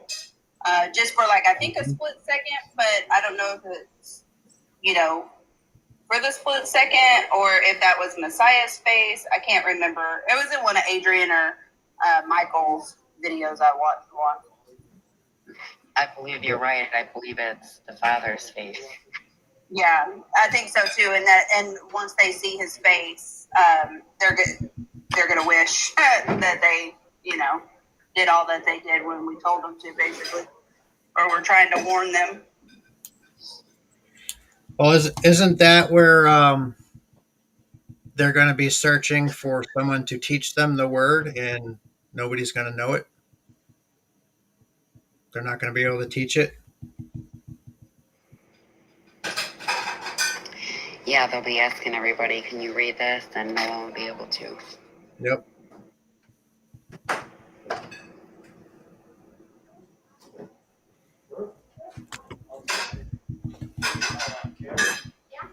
All right, well, there's a lot to unpack in that chapter. Moral of the story is follow the Father. That's what I get out of that, because we don't want part of the world. We don't want to take part of what is coming for the heathen and those that don't obey. We I'm want that. back. All right. Where are we at? Just read 20. Oh, okay, great. Perfect timing. Yeah, I was just saying, moral of the story is don't be like the heathen. We That's don't we right. don't want we don't want to take part in their iniquity and their fate. You know what they have coming to them. We want that joy that the Father gives us through understanding, no matter what we have to do to get that understanding. That's the only way to go. And I just hope some of the Christians out there that may be listening to this understand that there's no other way. His laws, his commandments are everlasting. He doesn't change. His word doesn't change. He doesn't lie. Right. One thing that stuck out on me in that last verse was, let the nations know they are but men. Yep. Like how many people right now, and how many nations and how many different segregations are like acting like they are gods themselves, you know? All of them. Yes, all of them. Changing the word, changing who the Messiah is, who the Son of the Father is. The genetic, DNA manipulation, vaccines, all of this stuff. Food modifications. They're trying to create things that are already created and already good. Mm-hmm.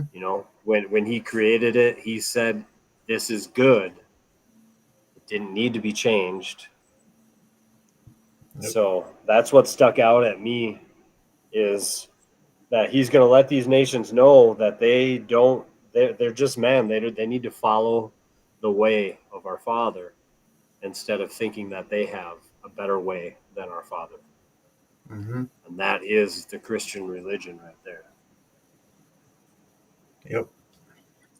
I heard one old preacher say, "It's not a contract." And I thought, yes, it is. That's Absolutely. almost a literal definition of the word. Yeah. Wow.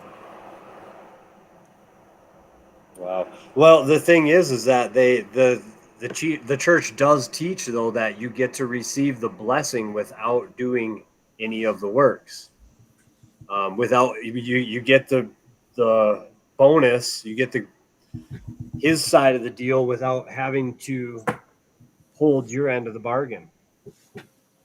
All you got to do is believe that he made the deal, and you're saved. Mm. There's that participation trophy again. Oh. I never heard of it put that way. Yep. That's awesome. Well, that was great. That was exactly the way it is, too. Yep. And that's funny because when I grew up, we didn't grow up like that. When I had children, everything was like that. All you had to do was participate, and these kids got a trophy. Yep. There's a reason for that. Yep. Yep. Just like how they're trying to accept all people into, supposedly the Father's religion. Now you can be gay, you can do whatever, and you're saved. You can break all the commandments in any which way form you want, be completely lawless, and you're making it in. Yep. Just send us your tithes money. Loves everyone. Yep. He just loves everyone. Yep. Just make sure you put that money in the tithing bin, because that's the one law that we need to keep. It's the tithing. Yep. Ridiculous. See, that's the crazy part, is like all these people, I can't imagine doing this expecting to get paid. Mm-mm. I could never imagine that. I would feel like I am robbing everybody. Yep. You know, the whole money thing is ridiculous. And if there's anybody that is expecting to get money, or, you know, if they even put out an offering table or a tray, just walk the other direction. Just do it. There is no reason for you to be there anymore. Yep. The people of the Father, they do not need to ask for money. The Father will provide. They do not need to send out offering tables or trays or whatever, because the people will give willingly. Yep. You know, that's the way it is. If they understand the word, they know what the word says. So this is not a ploy to try to get anybody to give me money either. I am doing fine. I don't want money. I don't need money. Father provides. So don't take that way at all. We are not doing that here. No. We'll send it back. Yeah. Or else, you know, well, we probably won't spend it the way you want us to if we do spend it. Let's just put it that way. Yeah, right. You know, one of the end time signs is that false prophets will become money hungry. And we're seeing that everywhere, to the point that we can't even talk about it because people would think that we want money. Mm-hmm. Really. Right. There are a bunch of them. Every time you turn around, it's they want your money. They want to be paid. Yep. That's right. That's why I was even nervous saying some of the things that I just said, because it could be taken in the wrong context or wrong, you know, perception. So that's why I wanted to clarify what I did. There's no QR code to scan or nothing here, so you're not going to find anywhere to send it anyways. Right. And we help each other out when we need help anyway. All you have to do is ask. Absolutely. That's right. That is right. And that's what the true body of the Messiah is supposed to look like. In my eyes, and what I believe I have read from Scripture, that is what it looks like, not what this church looks like. I'm just going to share a little bit of testimony for myself real quick to end this on. As you know, prior to coming into truth, I was a part of a church, and for a year there, I contributed regularly, never asked for anything, thousands and thousands of dollars. And then when I was going through my sanctification process, I was so broke that, you know, my wife had divorced me. I had 50-50 custody of my kids, and I couldn't even afford to go buy a bottle of ketchup. Let's put it that way. I asked the church for $2,000 to help me pay taxes on my house so I didn't lose it, and then help me get a little food in my house. And you know what they said? They said they would pray for me, and I never heard about it again. So that's where their heart is. I'm not saying every church is like that, but you know, that's where their heart is, right? So it's just something for everybody to think about. You might not happen to you, it might not happen to the next person, but it will eventually happen because they aren't following the way of the Father. They're following their heart. So, yep. With all the And churches, that's what that tithing is supposed to be for in those churches. It's supposed to be there to help the members whenever they need help. That's nuts. Yep. Well, that's what I thought too.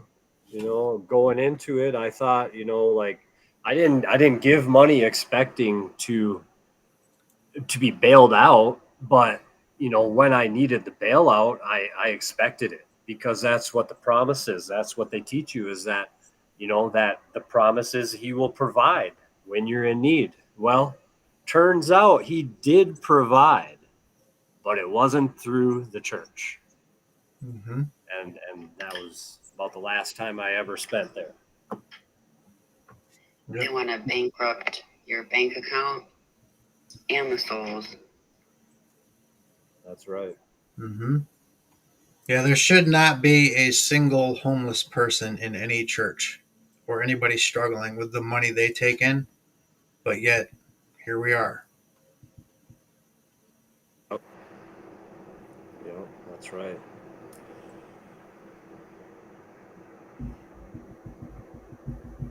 Well, that was another great study. If anybody has anything else they'd like to share, now would be a good time.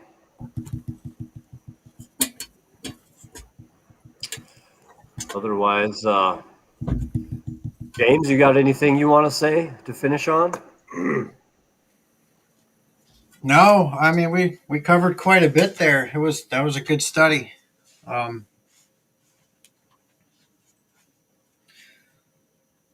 That was. yeah, I look forward to every Thursday because you know we know the basics of this stuff. I mean, I'm not saying we know everything by any means. There's we're going to be learning right up to the end, and even on the new Earth. But it's just like that. You know, even you could read a verse 100 times when you have a community of people doing it together, fellowshipping. Always new insight always comes, and it's through the Father, through what He has told them, He has shared with them, and that's the amazing part about it. Right.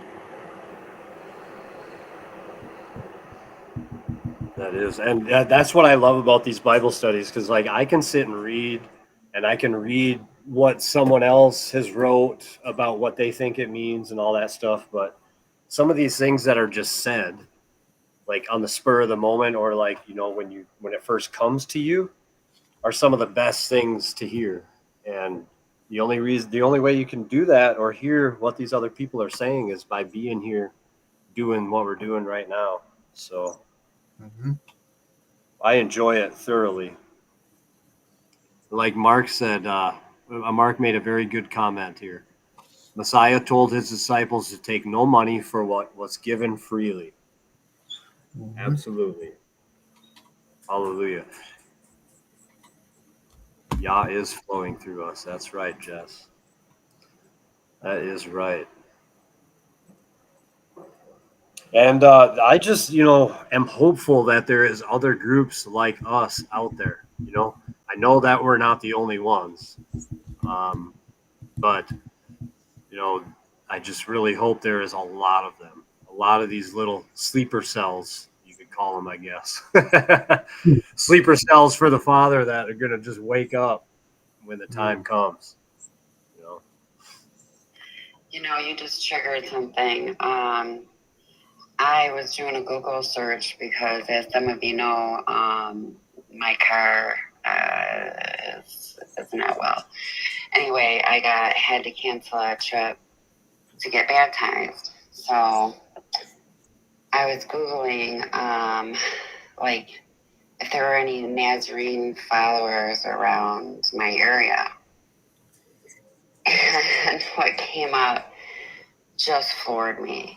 There were all of these Nazarene churches, but yet they were using the name God and Jesus.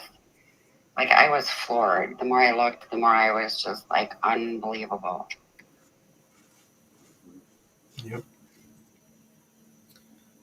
It's all about titles for them. Yes. Yeah, you know you're right. They're title worshipers, not name worshipers. Yep.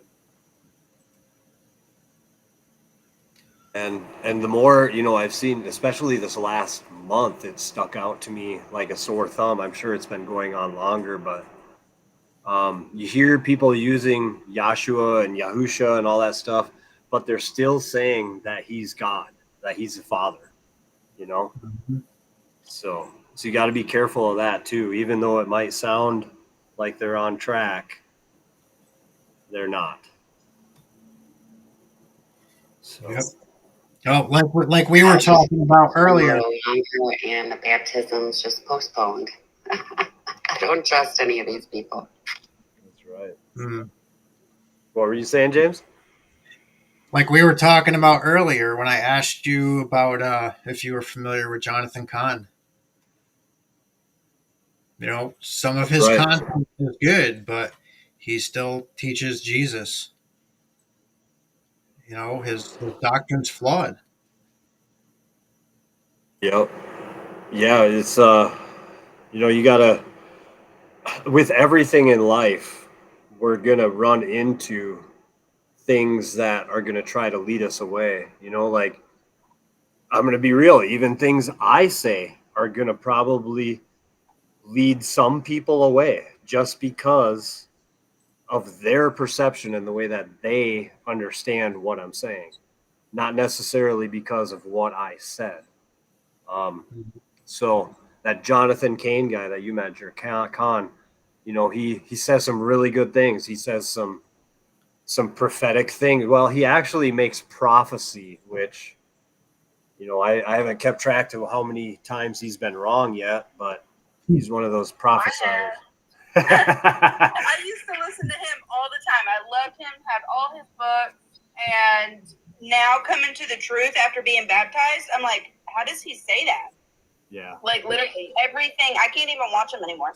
And I didn't mean to cut you off either, but like as far as like Jess is concerned and her being turned around, Michael actually is the one that told me. But when I spent a whole year wanting to be baptized, right?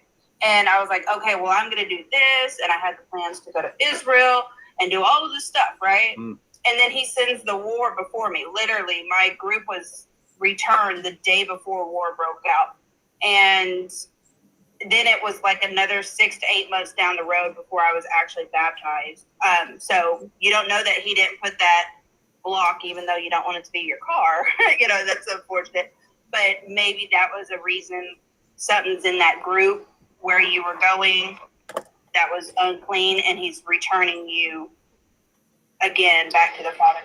And like, I think Michael said it's either I can't ever say that word. Okay, Deuteronomy 13:17 or 17:13, where it states that he sends war before his people to return them to the Father.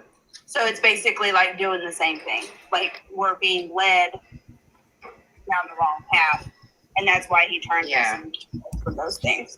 Well, unfortunately, it wasn't a bad group or anything. It actually was Michael that was going to baptize me. Oh, well, he's not bad. So, And the deal with the name, guys, the way I see it, for me, and tell me whenever I'm wrong, guys, but for me, I was talking to a friend about some of this stuff. It wasn't exactly about the name, because it can apply to just about anything. But when you learn the truth, we're supposed to walk boldly in that. And if you want to stick with the names Jesus and God and just continue after you've learned the truth, it's kind of like being an accessory to a crime. You're in the car that's heading to rob a bank or something. You're continuing in the lie. You know that it's a lie. It's a lie.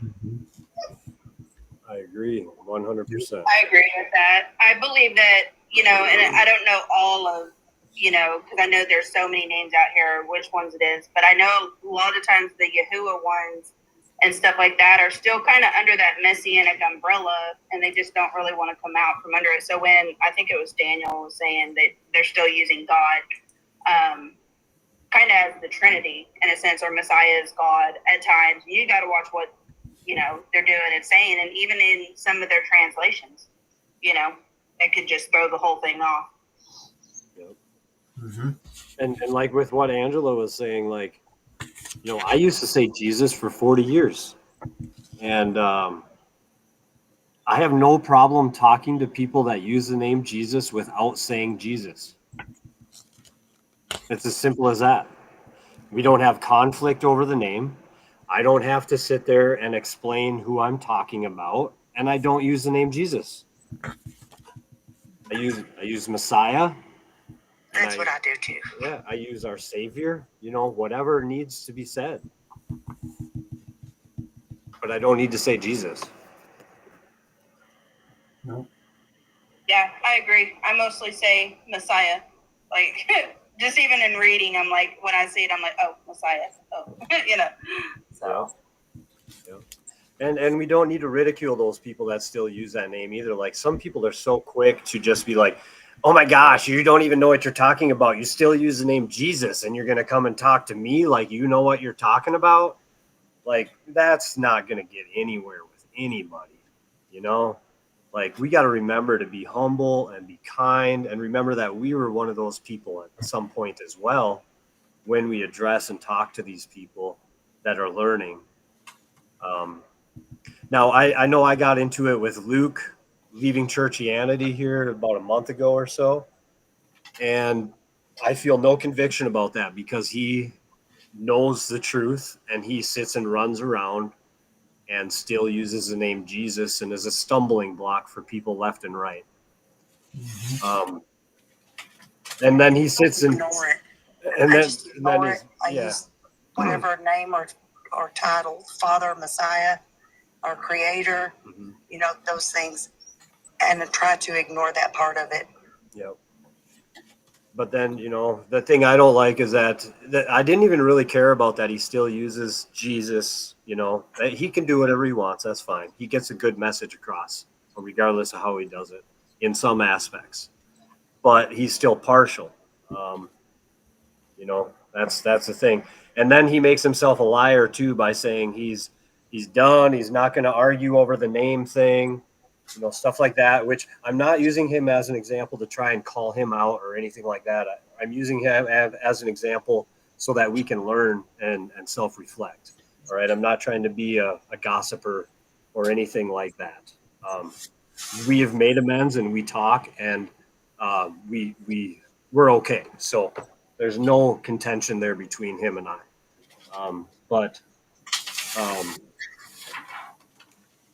I forgot where I was going with that. Well, just for me, if you know better, do better. It's like walking around with a lie right in your mouth. That's right. Know it's a lie, but you continue to do it anyway. So that's on you. That's right. Yeah, that's my issue. If you know, but you choose to do it anyway, then there's where my problem is. Yep. Mm-hmm. And yeah, I remember. So the biggest thing is he goes around and says that he doesn't want to argue over the name, but then he makes himself a liar, which is another commandment that he's breaking. By voicing that, I mean, he'd be better off to just say nothing, right? Like, so we really need to be careful about the things we say and what message we try to project sometimes, because heat of the moment, we can say things that we're not going to do. And if we're not going to do it, we shouldn't say it. Yep.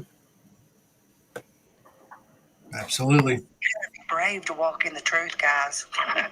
You do, don't you? You really have to not care what anybody else thinks, Mm-hmm. except the Father.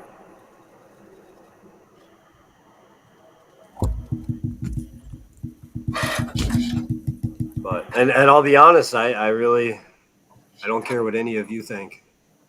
I love I you say all. the same thing. I love you all. Like, oh my God, I feel like this is 15. Like y'all aren't going to change that now. Yeah.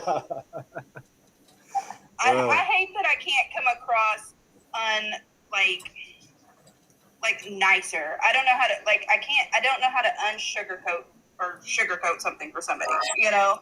I'm just like, I'm sorry, you get what you get. Like it comes from pure heart, you know, but sometimes I can be very, very abrasive. And it's never my intention. And it's funny because people will be like, oh, well, if you talk to her one-on-one or, you know, you work with me or something like that, you're going to be like, oh my gosh, you want to come to me all the time, right? Because I'm the one that is going to help you. It give you the like shirt off my back, give you the last bit of everything that I have, you know? But It's the devil's trick. when I talk, Just like calling somebody a racist. yeah, I agree. Yep. I'm working on it though. I do ask him, but he has not bridled my tongue like to that point yet. Well, everybody has their purpose, and we're all part of the body to serve it in different ways. So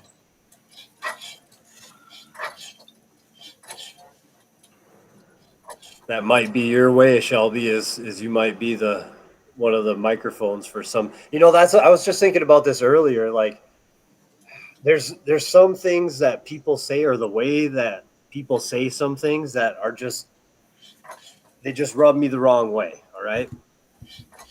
You know, like for me and for some of the people that follow me, they probably like to hear things a different type of way. But for some people that are rubbing me the wrong way, but they're still speaking truth, there's a group of people that they are reaching, that they are rubbing them the right way.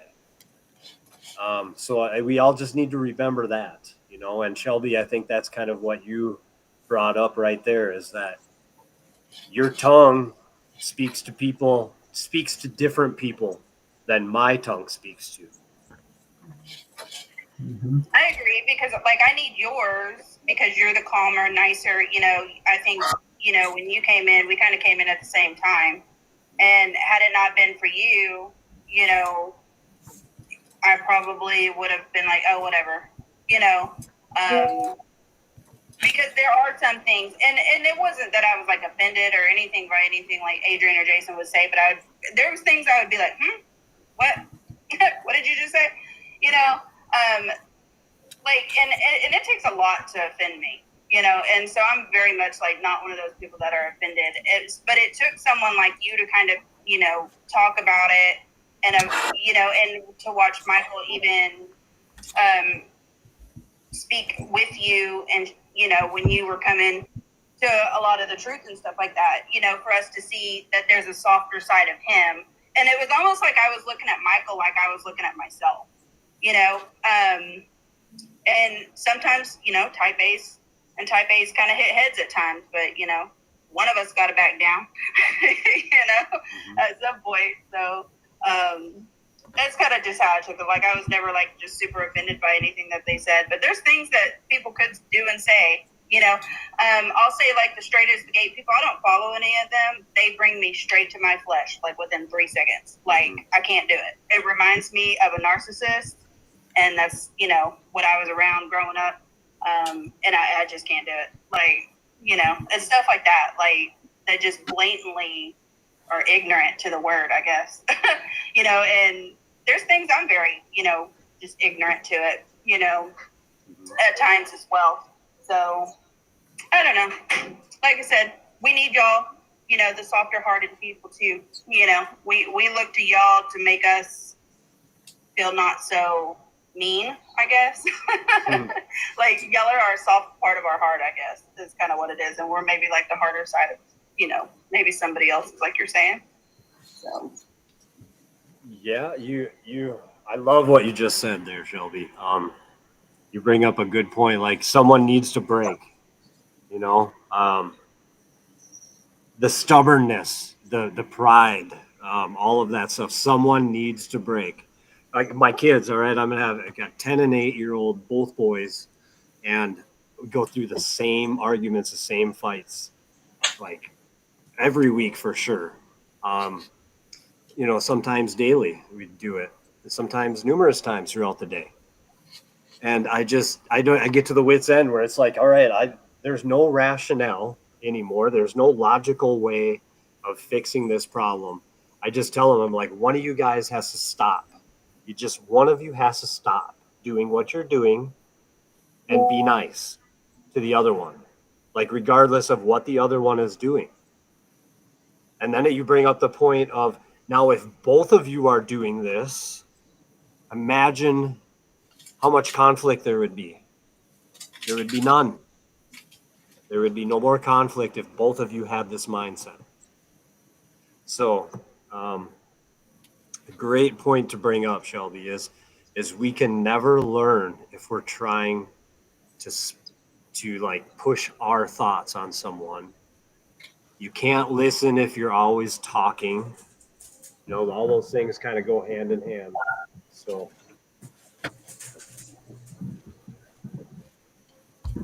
where'd you come from?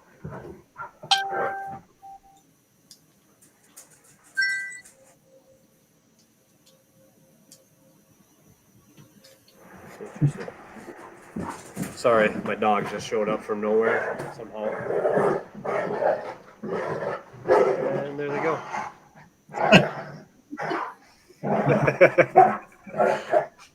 Hey, guys.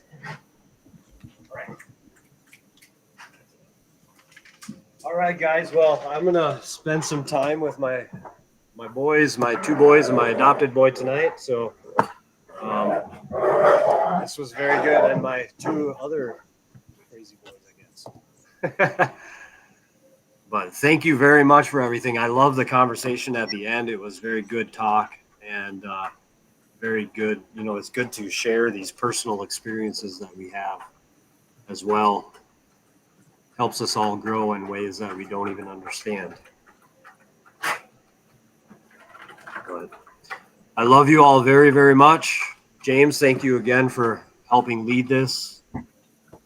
Absolutely. Bye, guys. And yeah, good night, Angela, Shelby, Jess. Thank you all. And Mark, if you're still in here, for the input that you guys, and Wifey. I don't know if you're asleep yet or not, but everybody, thank you so much for all the input and just being here and partaking in the Father's word. So have a blessed night, and we will see you again in a week. Love you all. All right. Love you all.